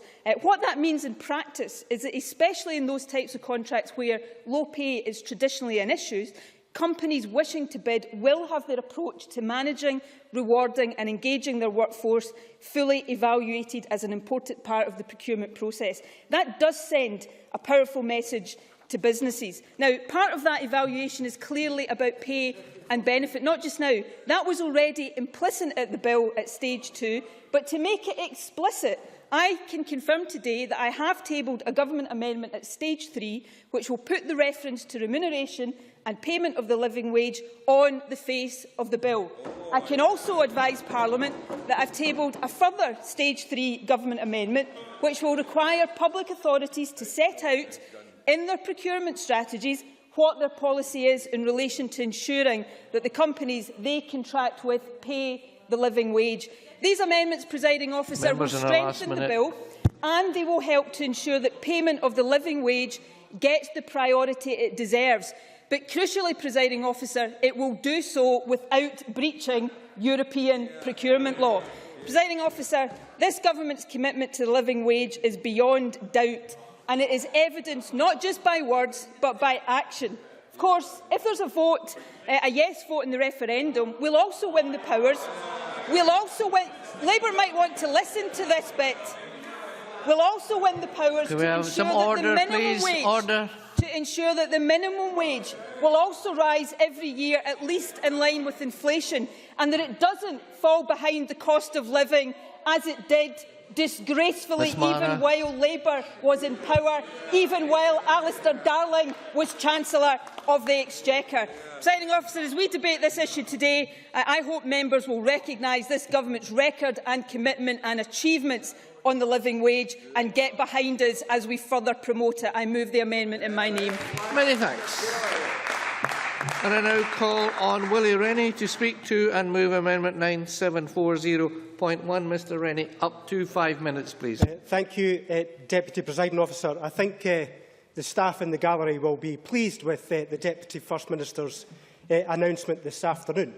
I think it will be a welcome supplement to their weekly income. I suspect now every week the gallery will be full of staff members seeking perhaps a pay rise. And I hope the Deputy First Minister will consider those appeals in future weeks. I have to say, we were intending to support James Kelly's motion this afternoon. He did a pretty good job at putting us off, I have to say. His "to hell with the law, no matter what the consequences are" was a bizarre approach that I find difficult to accept from a party that seeks to be a party of government in this Parliament. But nevertheless, we support the ambitions that James Kelly has set out this afternoon. The fact that the ambitions that he has set out this afternoon to advance the cause of the living wage, to use the procurement process, the big multi-billion-pound budget that we have got, to use that economic lever to drive up people's living standards, to get a decent standard of living that also recognises the benefit of work and incentivises work and makes it pay. So we believe that we should use fully the procurement bill to that extent, and I also welcome the Deputy First Minister's announcements this afternoon in terms of strengthening that area. I'll take an intervention from James Kelly now, if he still wishes to do so. Mr Kelly. Thank Mr Rennie for taking an intervention. In terms of your point about, you quoted me as saying, just dismissing the law. I made it absolutely clear that it's been quoted in answers in the European Parliament that if you link the payment of the living wage to contract performance, I outlined a clear legal basis in which to go forward and urged the government to explore that. I didn't ignore the law. Mr Rennie. I have to say that is not how it came across at all. And if he had said that in the way he's just said it, perhaps I would not have reacted in the way that I have. I think we should set this in context, however. We have got improving economic conditions. There's 130,000 more people in work since 2010, 3,000 in the last quarter. Unemployment is down. The longer trend, despite the slight rise in unemployment in the last quarter, is moving in the right direction, and growth is also up. That allows us to use the proceeds of that growth to help those who are on lower wages. And that's why I think it's important to recognise that the minimum wage has increased. Vince Cable has accepted all the recommendations of the Low Pay Commission, and he's also indicated that he will support the indication by the Low Pay Commission that there will be future rises in future. And I think that's a positive step in the right direction.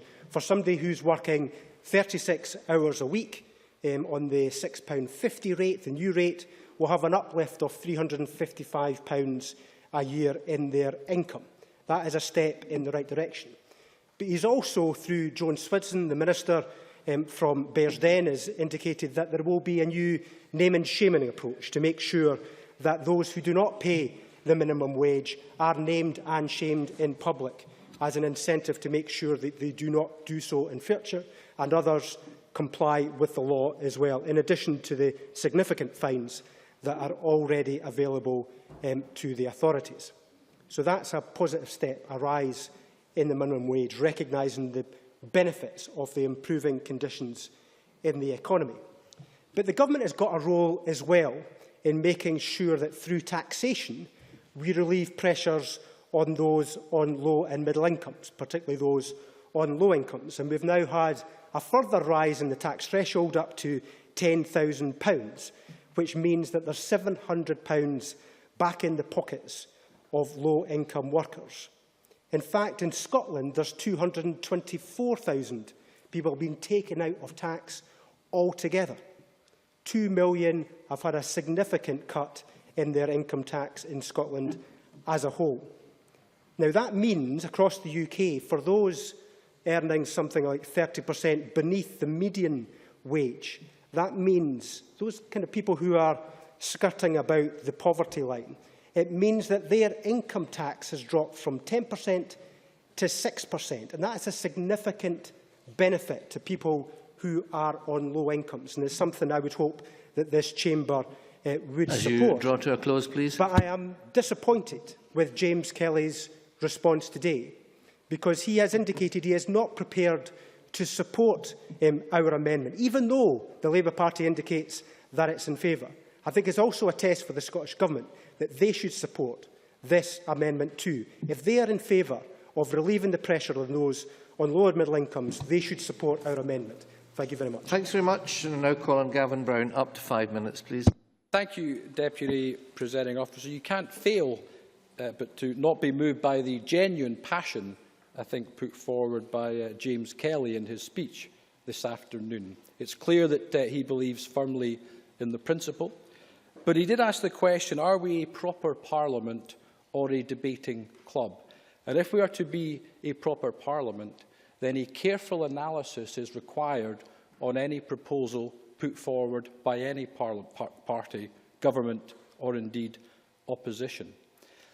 Now, the specific proposal put forward today is that the Procurement Reform Scotland Bill ought to be amended, as was suggested by the Labour Party and others at stage 2, in order to make the living wage mandatory in all public sector procurement contracts. And that's where I think the analysis put forward today by the Labour Party is incomplete and partial. They're able to tell us how many people are affected. They're able to give a pretty accurate breakdown of who is affected and indeed the individual benefit for someone moving from the national minimum wage to the living wage. But they have ignored, I think, some pretty important wider questions. Questions such as what would be the financial cost to the public sector at each level of making it mandatory across the entire £10 billion worth of public procurement. That's an important question that needs to be answered. What would be the cost to the private sector in total?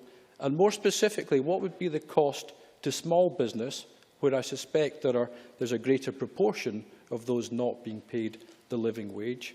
And are there any sectors within our economy where margins are so tight that it would be particularly difficult in those sectors to apply it across the board? Sure, happy to give way.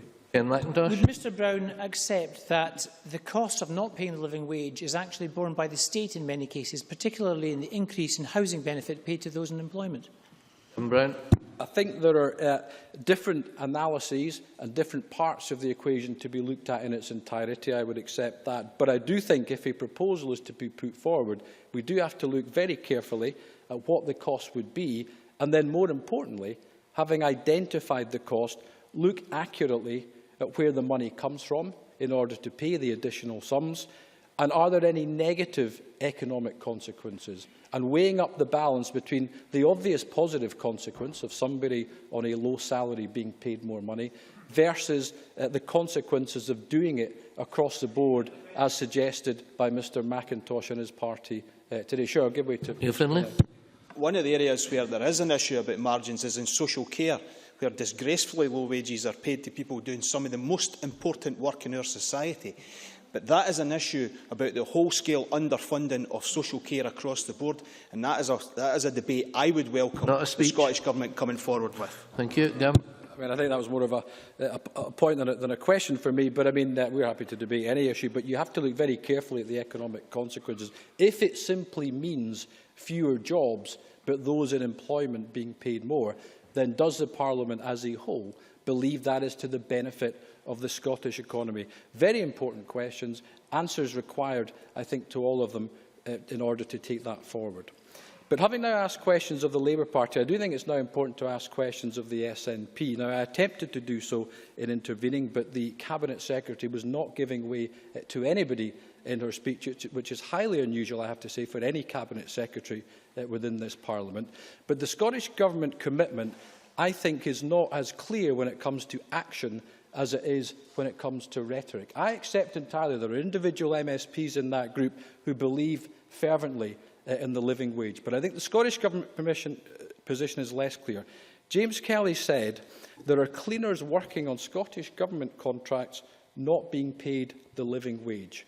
There was no denial of that from the Scottish Government. There was no question about that from anyone in these benches, whether or not that fact was actually true. I don't know if it's true or not, but I was surprised that nobody on those benches challenged it or attempted to deny a statement like that. We heard from the Scottish Government that they can't take forward the procurement proposal because of EU law. But we did not hear from the Scottish Government, nor have we heard from them at any time, a commitment to amend the procurement bill should Scotland vote yes in September. We have not heard from them at any time a commitment to a mandatory living wage should Scotland become independent after 2014. They are doing nothing hugely different from the current UK Government, but they want people to believe that they are. I challenge the SNP today, even one of them, to give a commitment to a mandatory living wage should Scotland be independent. Thanks so much. As we now move to the open debate, 4-minute speeches, up to 4 minutes. John Wilson, to be followed by Cara Hilton. Thank you, Presiding Officer. I rise to speak in this debate as a former member of the TUC Minimum Wage Enforcement Group and Director of the Scottish Low Pay Unit.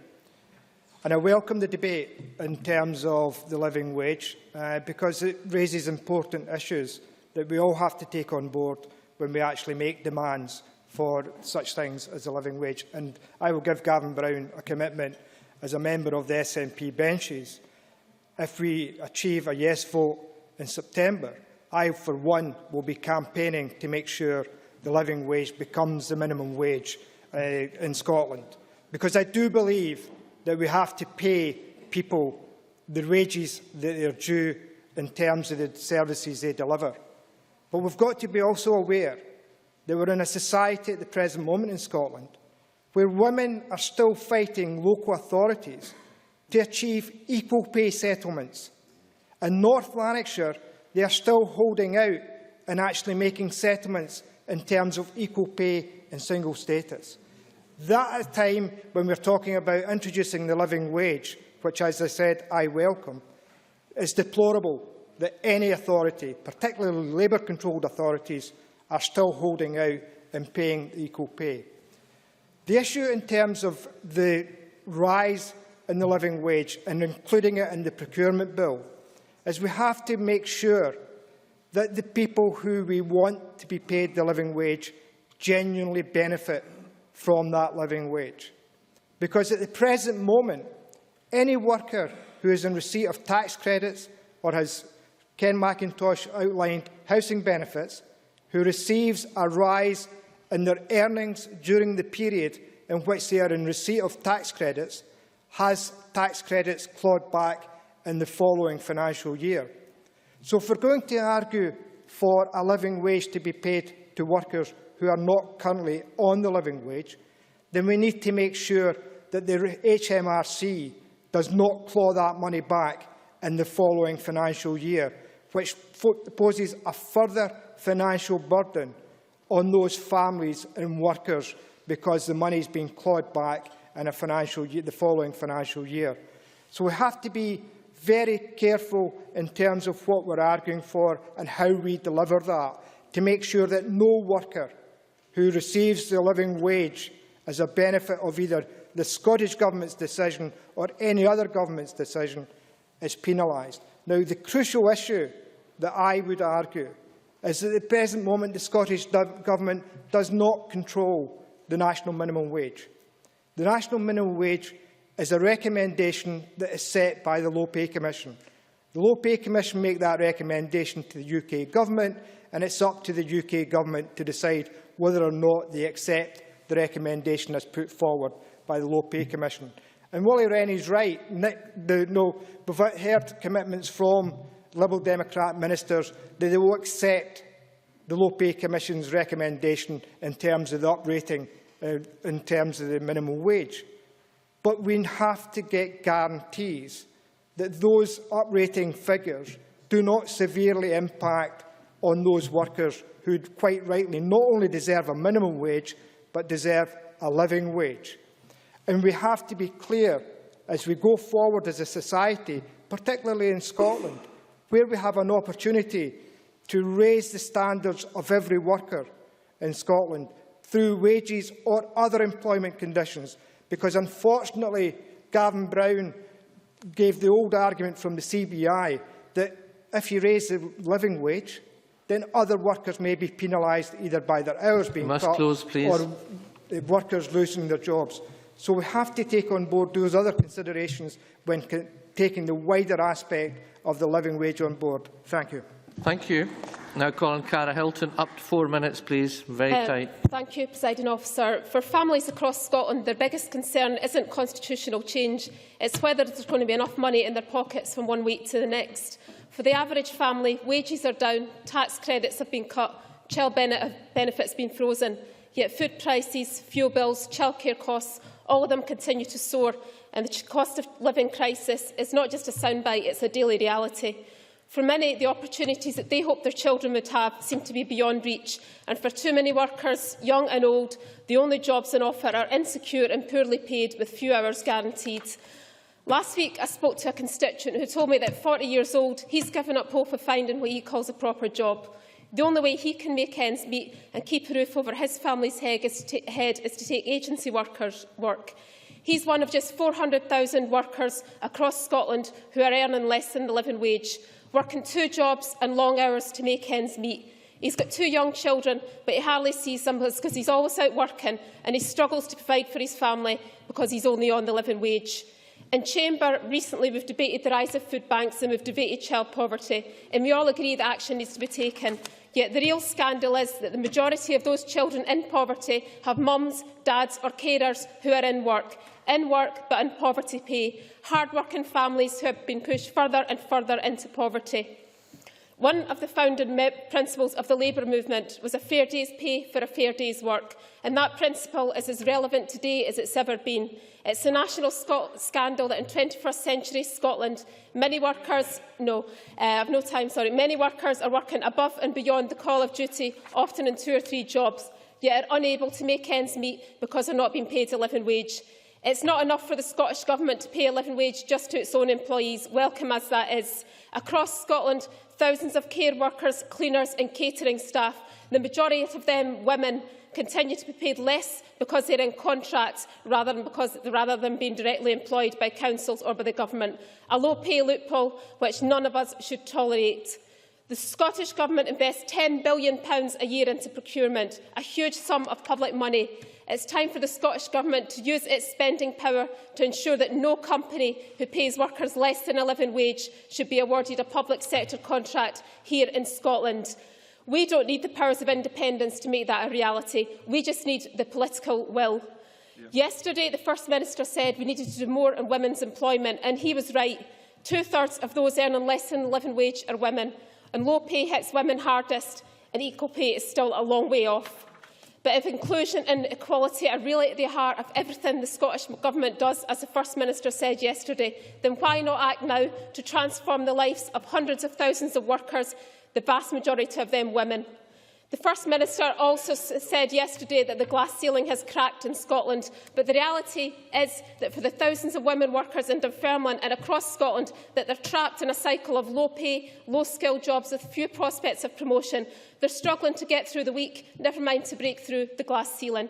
Many have got no choice but to turn to payday lenders to make the money stretch. As we heard in the fuel poverty debate before, many are choosing between heating and eating. Some are turning in desperation to food banks to feed their children. So we need a change of approach at Westminster, but also here at Holyrood too. It's time for the Scottish Government to show a real commitment to equality. Time to use the £10 billion at its disposal to close the pay gap.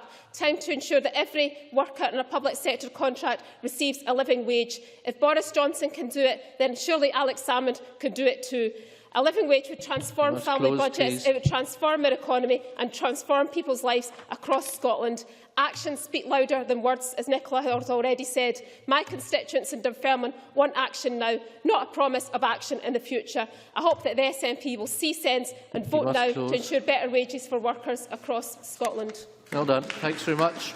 We now move to 3-minute speeches. My apologies to those whom we've had to drop this afternoon. 3 minutes, Mr Mason, to be followed by Ken McIntyre. Thank you, Presiding Officer.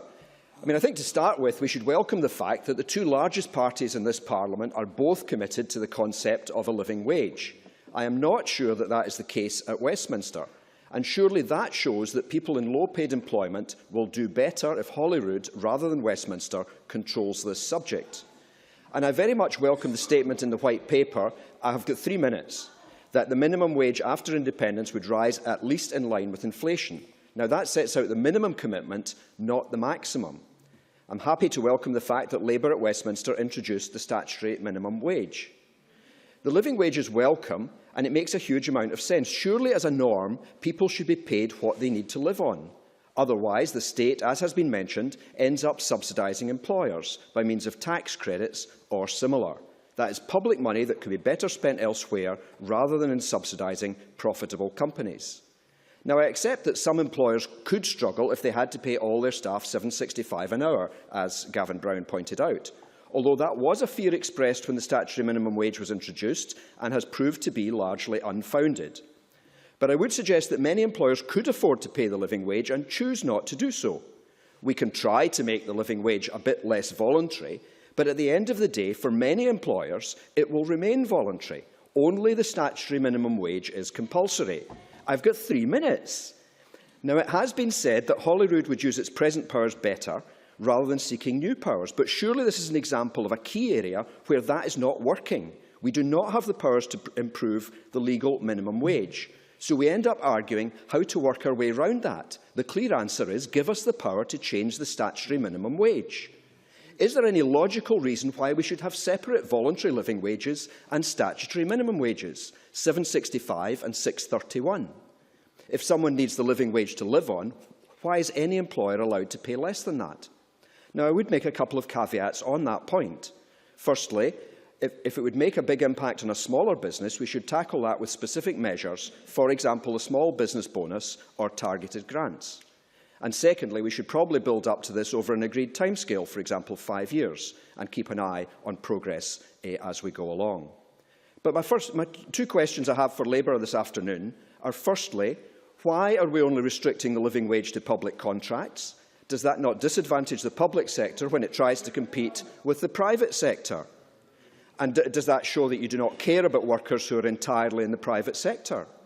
Secondly, my question for Labour is, assuming there is a no vote in September, and assuming there is a Labour government in Westminster in 2015, will Labour make a commitment that the statutory minimum wage will go up to the level of the living wage? Thank you. And thank you. Now calling Ken McIntosh to be followed by Christina McKelvey. Thank you, Presiding Officer. Last year, the Joseph Rowntree Foundation revealed that for the first time, more than half of the people living in poverty in Britain come from working households rather than jobless ones. And that finding marks a fundamental change in the nature of poverty in this country, and it's a change that public and political opinion has struggled to reflect. Previous Labour-led governments, both in the UK and here in Scotland, had made it our priority to tackle both pensioner and child poverty, and to a great extent we were very successful. Pensioner poverty in Scotland was halved in the decade from 2001 to 2011, and child poverty in Scotland fell from 31% to 21% over the same period. But just as we finally made inroads in tackling these 2 social evils, the recession and our response to it created a whole new social problem, that of in-work poverty.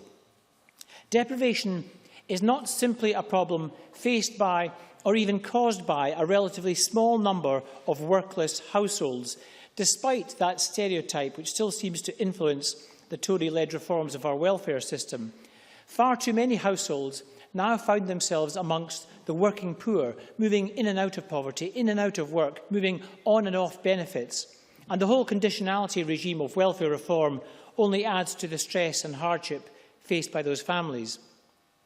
But of course, underpinning the whole phenomenon of the working poor, there remains the scourge of low pay. And that is why the living wage matters so much. Here in Scotland, over the past 3 years, under an SNP government, wages have risen more slowly than inflation. The average Scottish household is now £1,700 a year worse off, and yet energy bills have risen by 37%. And yet in each of these 3 years, the Finance Secretary has imposed a wage freeze or a 1% wage limit on public sector pay. These are not someone else's problems, these are our problems, and we have the power to do something about it. We have the power before the Parliament right now in the shape of the procurement bill. Presiding Officer, I think what I find most frustrating is that I know there are those on the SNP benches who share this analysis, but what is government doing in practice? It's handing out government grants to companies like Amazon, companies with no commitment to Scotland, offering exploitative employment and poverty wages. Just last month, we heard of the scandal of the new grant that's been offered to Portfolio Recovery Associates, a firm paid to chase up debts for Wonga, getting Scottish Government backing and a £1.2 million helping hand. During our discussion of the procurement bill, the Cabinet Secretary didn't say she disagreed with the Labour amendments. She said she sympathised with them. She said she supported them. She said she wholeheartedly endorsed them. And yet the SNP voted every single amendment down. They voted against living wage. They voted against wage differentials. And they voted against trade union recognition. The SNP voted against every single proposal that said we don't want to be a low-wage economy here in Scotland. This Parliament has the power to deliver transformational change. It requires political will. Many thanks. I now call on Christine McKelvey, after which we move to closing speeches. Up to 3 minutes, please. Thank you very much, Presiding Officers. Colleagues on the opposition benches must be aware by now, although they do seem very confused in several aspects of this debate, it was this SNP government that introduced the living wage, not Labour, not even while the Labour leader, Ms Lamont, was a member of that government. In fact, the last time Labour was in power, they failed to even protect the basic minimum wage from inflation.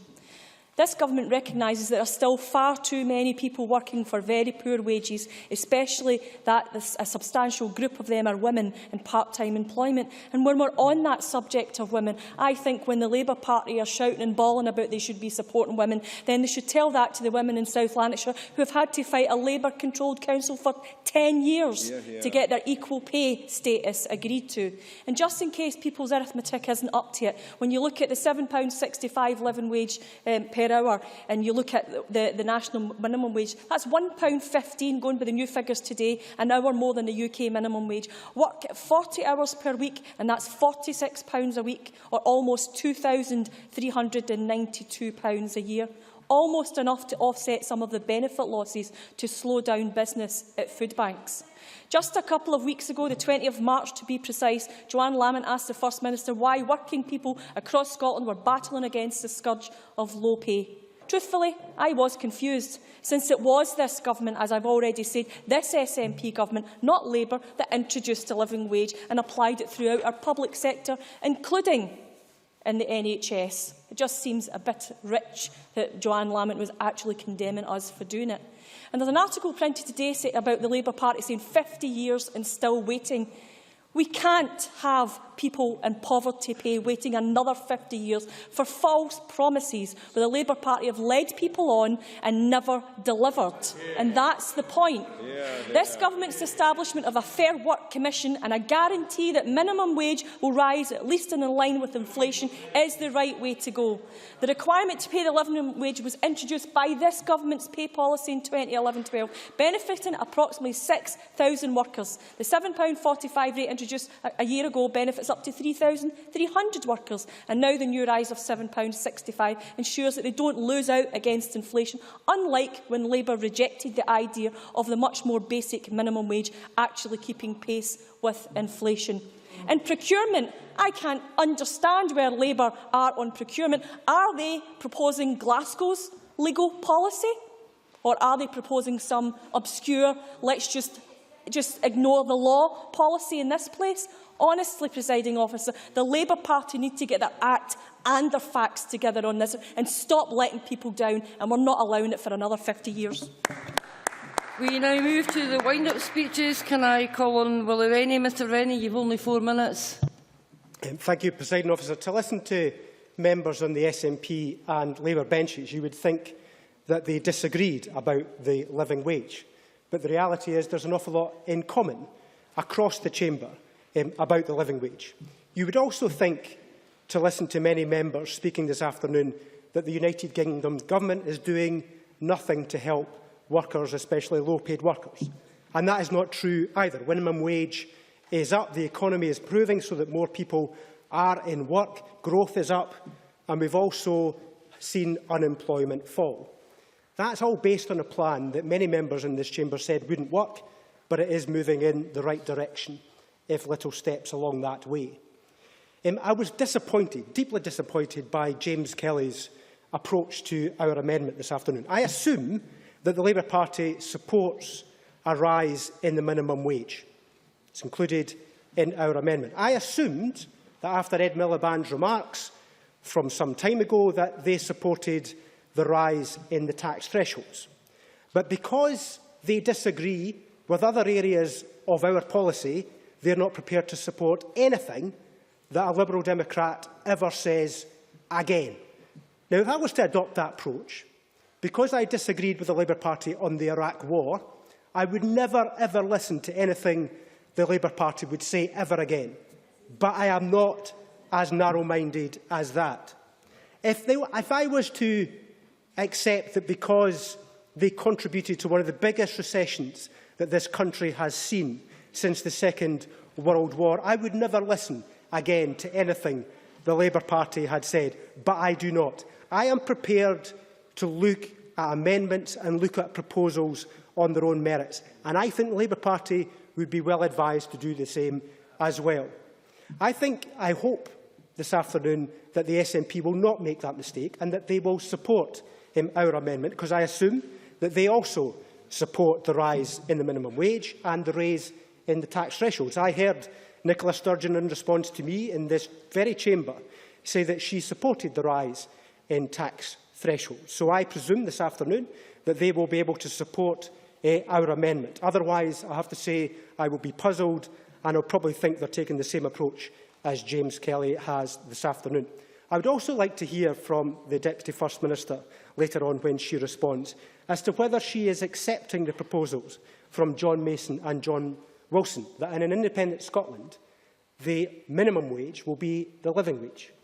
I would like to hear whether that is the proposal that is coming forward. I would be interested to hear whether that is going to be official government policy in the run-up to the referendum, because that would be an interesting contribution to the debate. So I would welcome some reflection from the Deputy First Minister on that. I think we should also recognise that because of the improving economic conditions and the fact that inflation is under control, that for the first time, for some time, wages, average wages in the UK are rising above inflation, and that the Ernst & Young Item Club have indicated that that will continue to be the case for many years to come. In fact, they estimate in 2017 that the average wages will increase by 3.5% and inflation will be about 2.2%. No, last Overall, 20 seconds. A benefit to everybody across the country in work, and something that I would hope members, despite their muttering, would support in this chamber this afternoon. So I hope, in the recognition that in our amendment this afternoon, the recognition of the minimum wage rising and the fact that we have the tax threshold rising, meaning a cut to income tax, is something that everybody in this chamber can support. Thank you. Thank you, Mr Rennie. Call Gavin Brown. Again, 4 minutes. Presiding Officer, thank you. I think Willie Rennie was right when he said that the Labour Party and the SNP have more in common than they would care to admit, particularly when it comes down to the living wage. Because neither party has made a firm commitment towards a mandatory living wage were they to have the levers of power. The Labour Party were challenged to say whether they would do it, and they haven't committed to it were they to win the 2015 general election. And the Scottish National Party have been challenged on it too, and have refused to commit to having a mandatory living wage, despite several of their backbenchers saying they would fight for it, and others saying, why is any employer allowed not to pay the living wage? Now, from a sedentary position, the Deputy First Minister shouted out, the answer is in the White Paper, read it. It's in pages 106 and 107 of the White Paper. There is a full 2 paragraphs out of 700 pages dedicated towards a living wage within the document. And nowhere in that does it give a commitment to a mandatory living wage. At no point since then has there been a commitment from the Scottish Government to a mandatory living wage. And I'm pretty sure this afternoon in closing we won't hear a commitment from the Cabinet Secretary to a mandatory living wage. They won't even tell us, Presiding Officer, whether their commitment to increasing the national minimum wage by inflation is RPI or CPI, a question I have asked numerous times in this chamber, and at no point has any minister been able to give the answer to that question. Perhaps we'll get the answer to that question in the summation from the minister. Now, Presiding Officer, John Mason made the point fairly, I think, that when arguments were made against the national minimum wage back in the late 90s, some of the concerns turned out not to be correct in reality. I think I would accept that argument. But that same argument was put to Paul Johnson of the Institute for Fiscal Studies about a month ago at the Finance Committee. And I think the answer there was quite interesting because it made it clear that there is a much deeper and broader issue when you're referring to a living wage. And the reason is this: the national minimum wage affects about 5 or 6% of the workforce. It can vary, of course, from year to year, but on average, it affects about 5 or 6% of the workforce. The living wage would affect approximately 20% of the workforce, according to the Institute for Fiscal Studies. And the statistics given by James Kelly today of 400,000 tie in, I think, fairly closely with that statistic. If you're affecting 20% of the workforce, then of course there will be economic consequences. That's why we have argued that it has to be looked at very carefully. In our view, the Low Pay Commission make a judgment about the point at which we can increase the minimum wage without a negative effect on employment or the labour market. Because ultimately, whichever way you do it, the money has to come from somewhere. It can come from higher prices, or it can come from fewer people in work. But in both of those cases, there are clearly negative economic impacts. Last 20 seconds. For those reasons, Presiding Officer, the challenge remains with the Labour Party to say what economic impact their specific proposal would have, and the challenge remains with the Scottish Government to say whether they are committed to a mandatory living wage should Scotland vote yes in September. Thank you. Thank you. I now call on Nicola Sturgeon, Deputy First Minister. 6 minutes, please. Thank you, Presiding Officer. I want to begin by agreeing with both John Mason and actually Willie Rennie, at least in respect of some of what he said. I think we probably should spend more time celebrating the fact that for most of us in this chamber, there is a real, genuine commitment to the living wage, to paying the living wage and seeing the living wage paid routinely by more employers. I agree with Labour's analysis of the importance of the living wage. And one of the things I would say in all sincerity to Labour, I know Labour is often blinded by its almost tribal dislike of the SNP, but given the commitment I have, and this government does have, to payment of the living wage, if I thought it was possible to do what Labour are asking us to do through the Procurement Reform Bill, why on earth wouldn't I do that? Because I do agree with the living wage.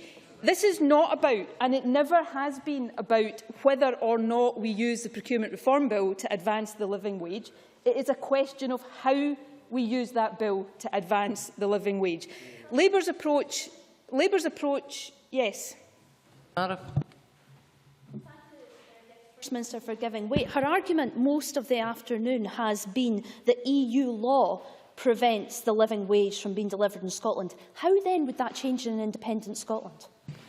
That's not the argument I have made. I've made the argument which I think Gavin Brown has understood perhaps a little bit better, is that what we get with the powers of independence is the ability to increase the minimum wage, which Labour has allowed to fall behind the rate of inflation.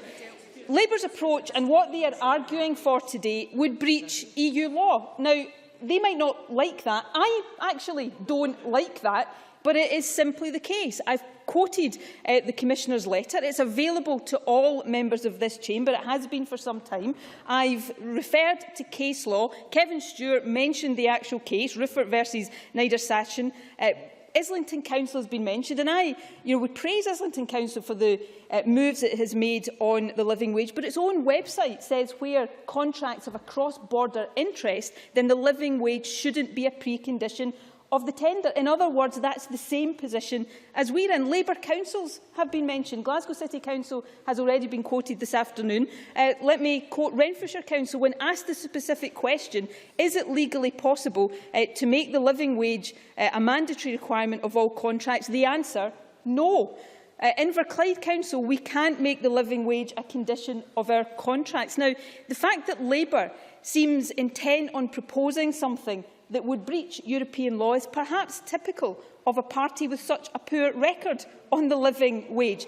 Cara Hilton said that it's not enough for the Scottish Government to pay the living wage to all of those who are subject to our pay policy. I actually agree with that. I want to see the living wage go much further than that. That's precisely why we're about to pilot an approach whereby we would seek to promote the living wage through the procurement process where we procure contracts. So I don't argue that nothing more can or should be done. I am determined to do everything within the law that we are able to do. But I do think it's deeply ironic to be lectured on this issue by a Labour Party that through 8 long years in office in this Parliament made no commitment whatsoever to the payment of the living wage to anybody that was subject to its pay policy, to a Labour government that, though it introduced— I've already taken an intervention. If you give me a second, and you can maybe respond to this point,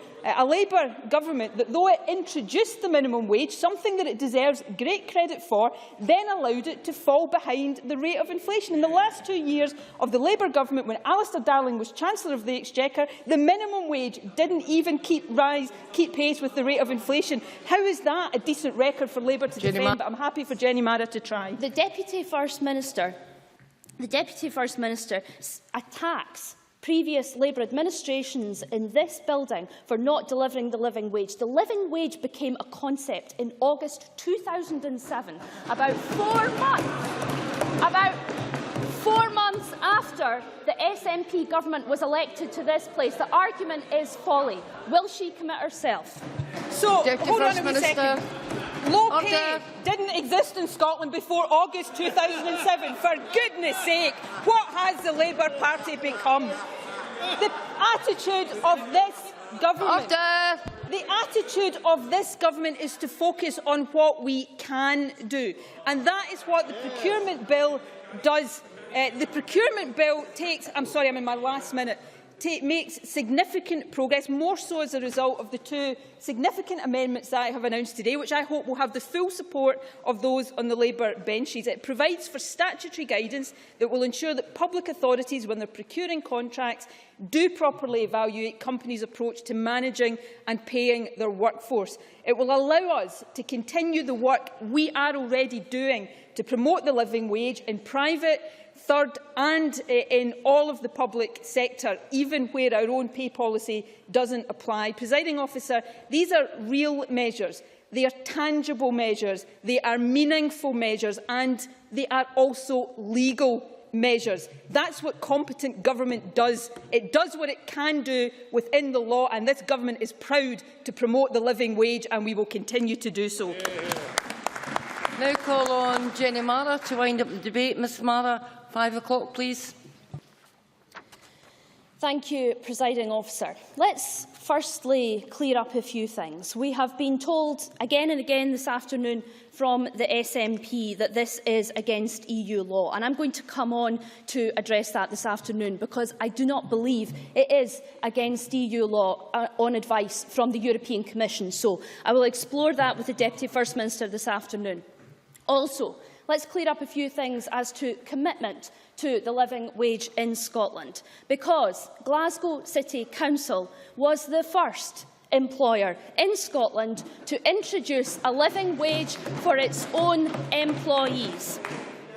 the FOI response, saying that they are not in a position now to introduce the living wage, let me finish this point, to introduce the living wage for workers on its contracts, specifically states as per the guidance from the Scottish Government. So it is guidance from the Scottish Government that is precluding Glasgow City Council in the Freedom of Information request from paying the living wage.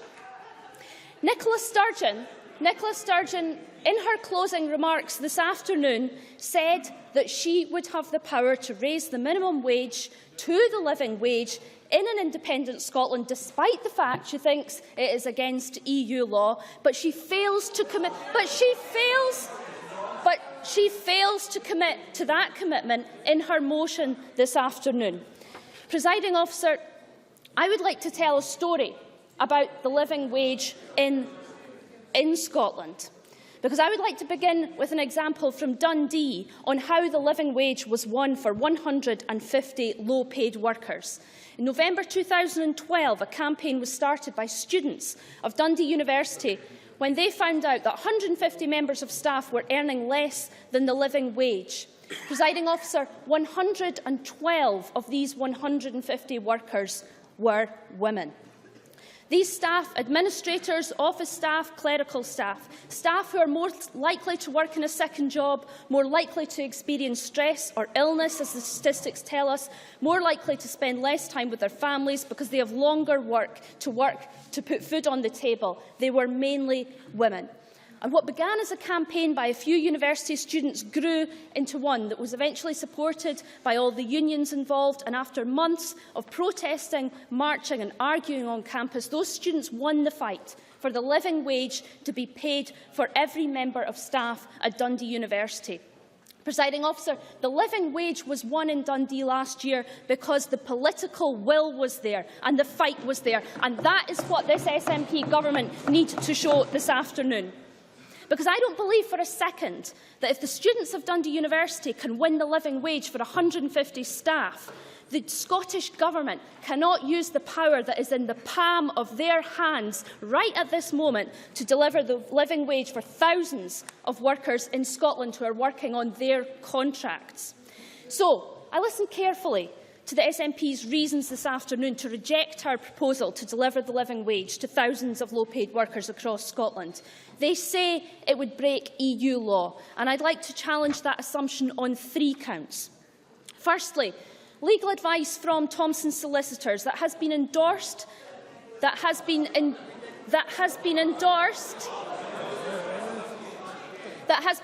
by a host of organisations, including the STUC, the Poverty Alliance, Unison, the GMB and others. That advice quite clearly states that within current EU rules, the taking into account of European case law, the living wage can be delivered as a performance clause in public procurement contracts in Scotland, provided certain criteria is met and, if necessary, justification is given for doing so. Any government, presiding officer, to my mind, who has given such clear advice and who purports to be committed to the living wage would not think twice about using that advice and working with organised... Yes. Deputy First Minister. It's not clear, but I'm assuming that Jenny Mara is referring to Professor McCrudden's opinion, which I quoted earlier on. I just wondered if she would like to respond to the paragraph that I quoted.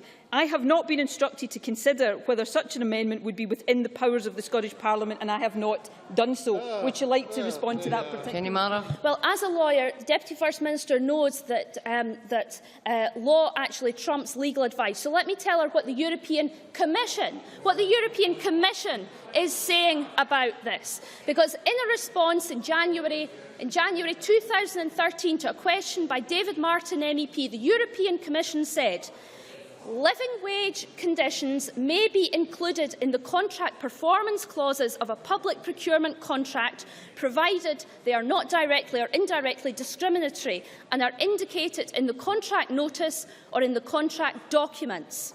Now, if the First Minister would like to take issue with the clear guidance from the European Commission, then I'd be very interested to hear it. Deputy First Minister. As Jenny Marrie rightly said, the actual law trumps legal opinion. So I wonder if she would care to comment on the actual case law of Rupert versus Niedersacken, a case of the European Court which says you cannot make it a mandatory condition. That's real law. Would Jenny Marrie care to comment on Jenny it? Marrie.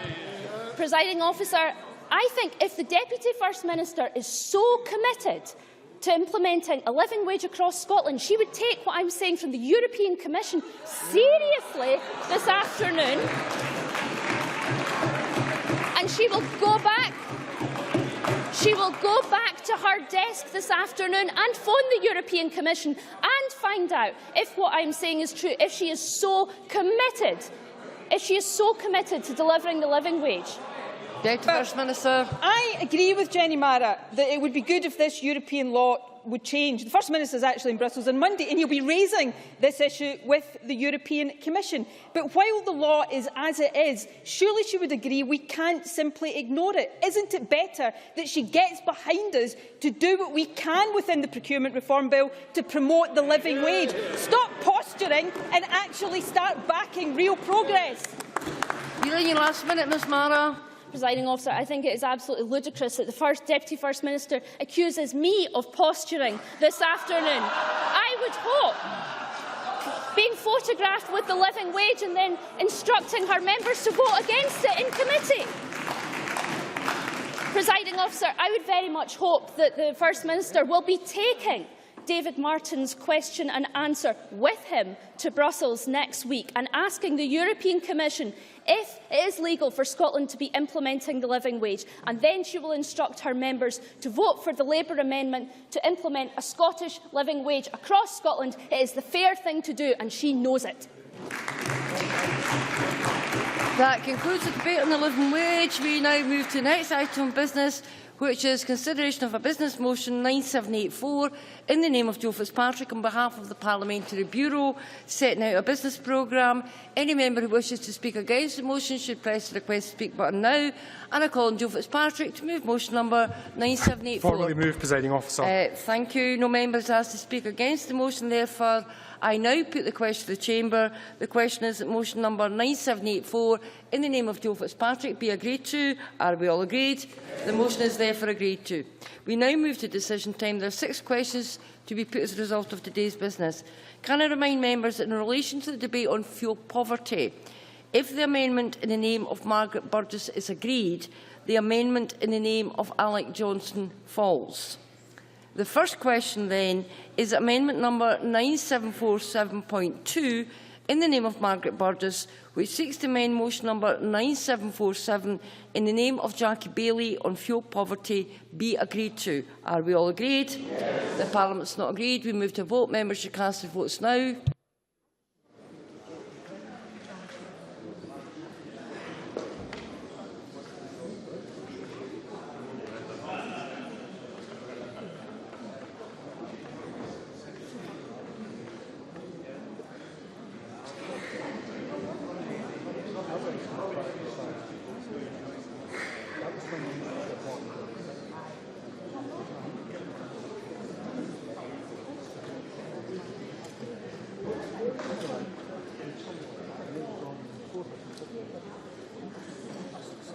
The result of the vote on amendment number 9747.2 in the name of Margaret Burgess is as follows. Yes, 63. No, 49. There were no abstentions. The amendment is therefore agreed to, and the amendment in the name of Alex Johnson falls. The next question is that motion number 9747 in the name of Jackie Baillie as amended on fuel poverty be agreed to. Are we all agreed? Yes. The Parliament is not agreed. We move to a vote. Members should cast their votes now.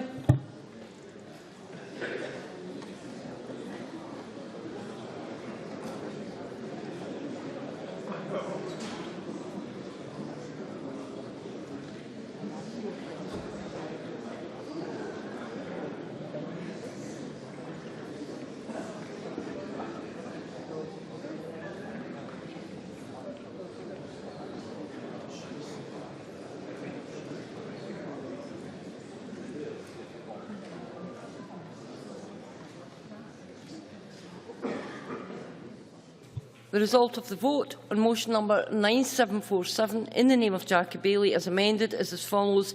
Yes, 63. No, 50. There were no abstentions, so the motion as amended is therefore agreed to. The next question is amendment number 9740.2 in the name of Nicola Sturgeon, which seeks to amend motion number 9740 in the name of James Kelly on the living wage be agreed to. Are we all agreed? Yes. The Parliament's not agreed. We move to a vote. Members should cast their votes now.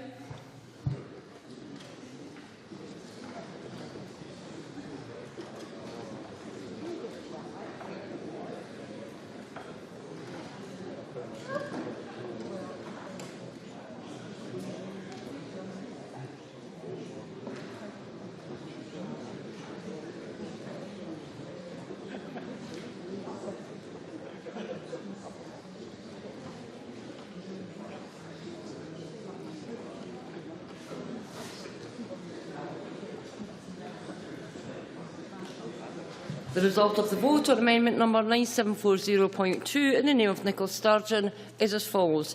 Yes, 63. No, 50. There were no abstentions. The amendment is therefore agreed to. The next question is amendment number 9740.1 in the name of Willie Rennie, which seeks to amend motion number 9740 in the name of James Kelly on the living wage be agreed to. Are we all agreed? No. Parliament's not agreed. We move to a vote. Members should cast their votes now.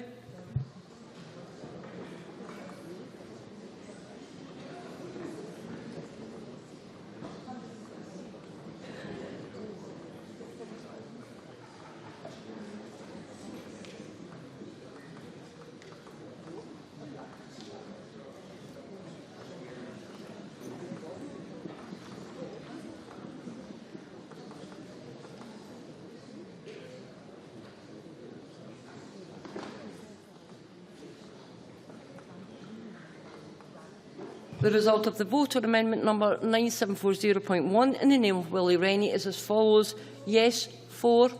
No, 98. There were 11 abstentions. The amendment is therefore not agreed to. The next question is that motion number 9740 in the name of James Kelly as amended on the living wage be agreed to.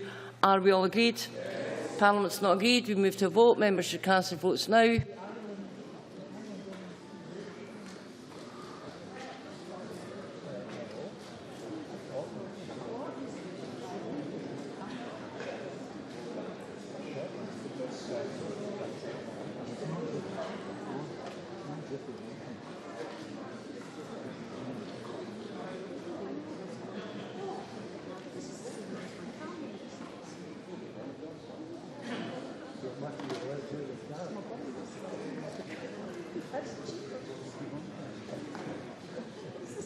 The result of the vote on motion number 9740 in the name of James Kelly is as follows.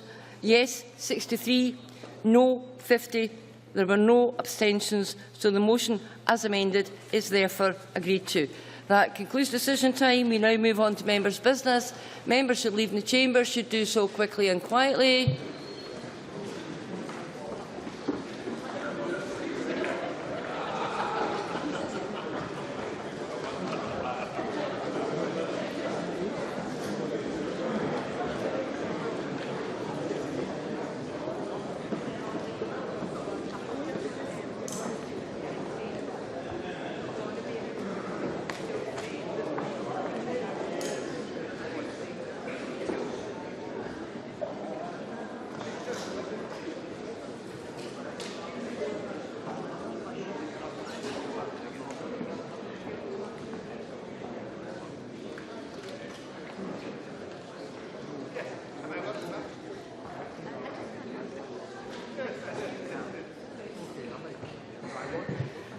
The final item of business today is a members' business debate on motion number 9263 in the name of Stuart McMillan on fixed odds betting terminals in Scotland.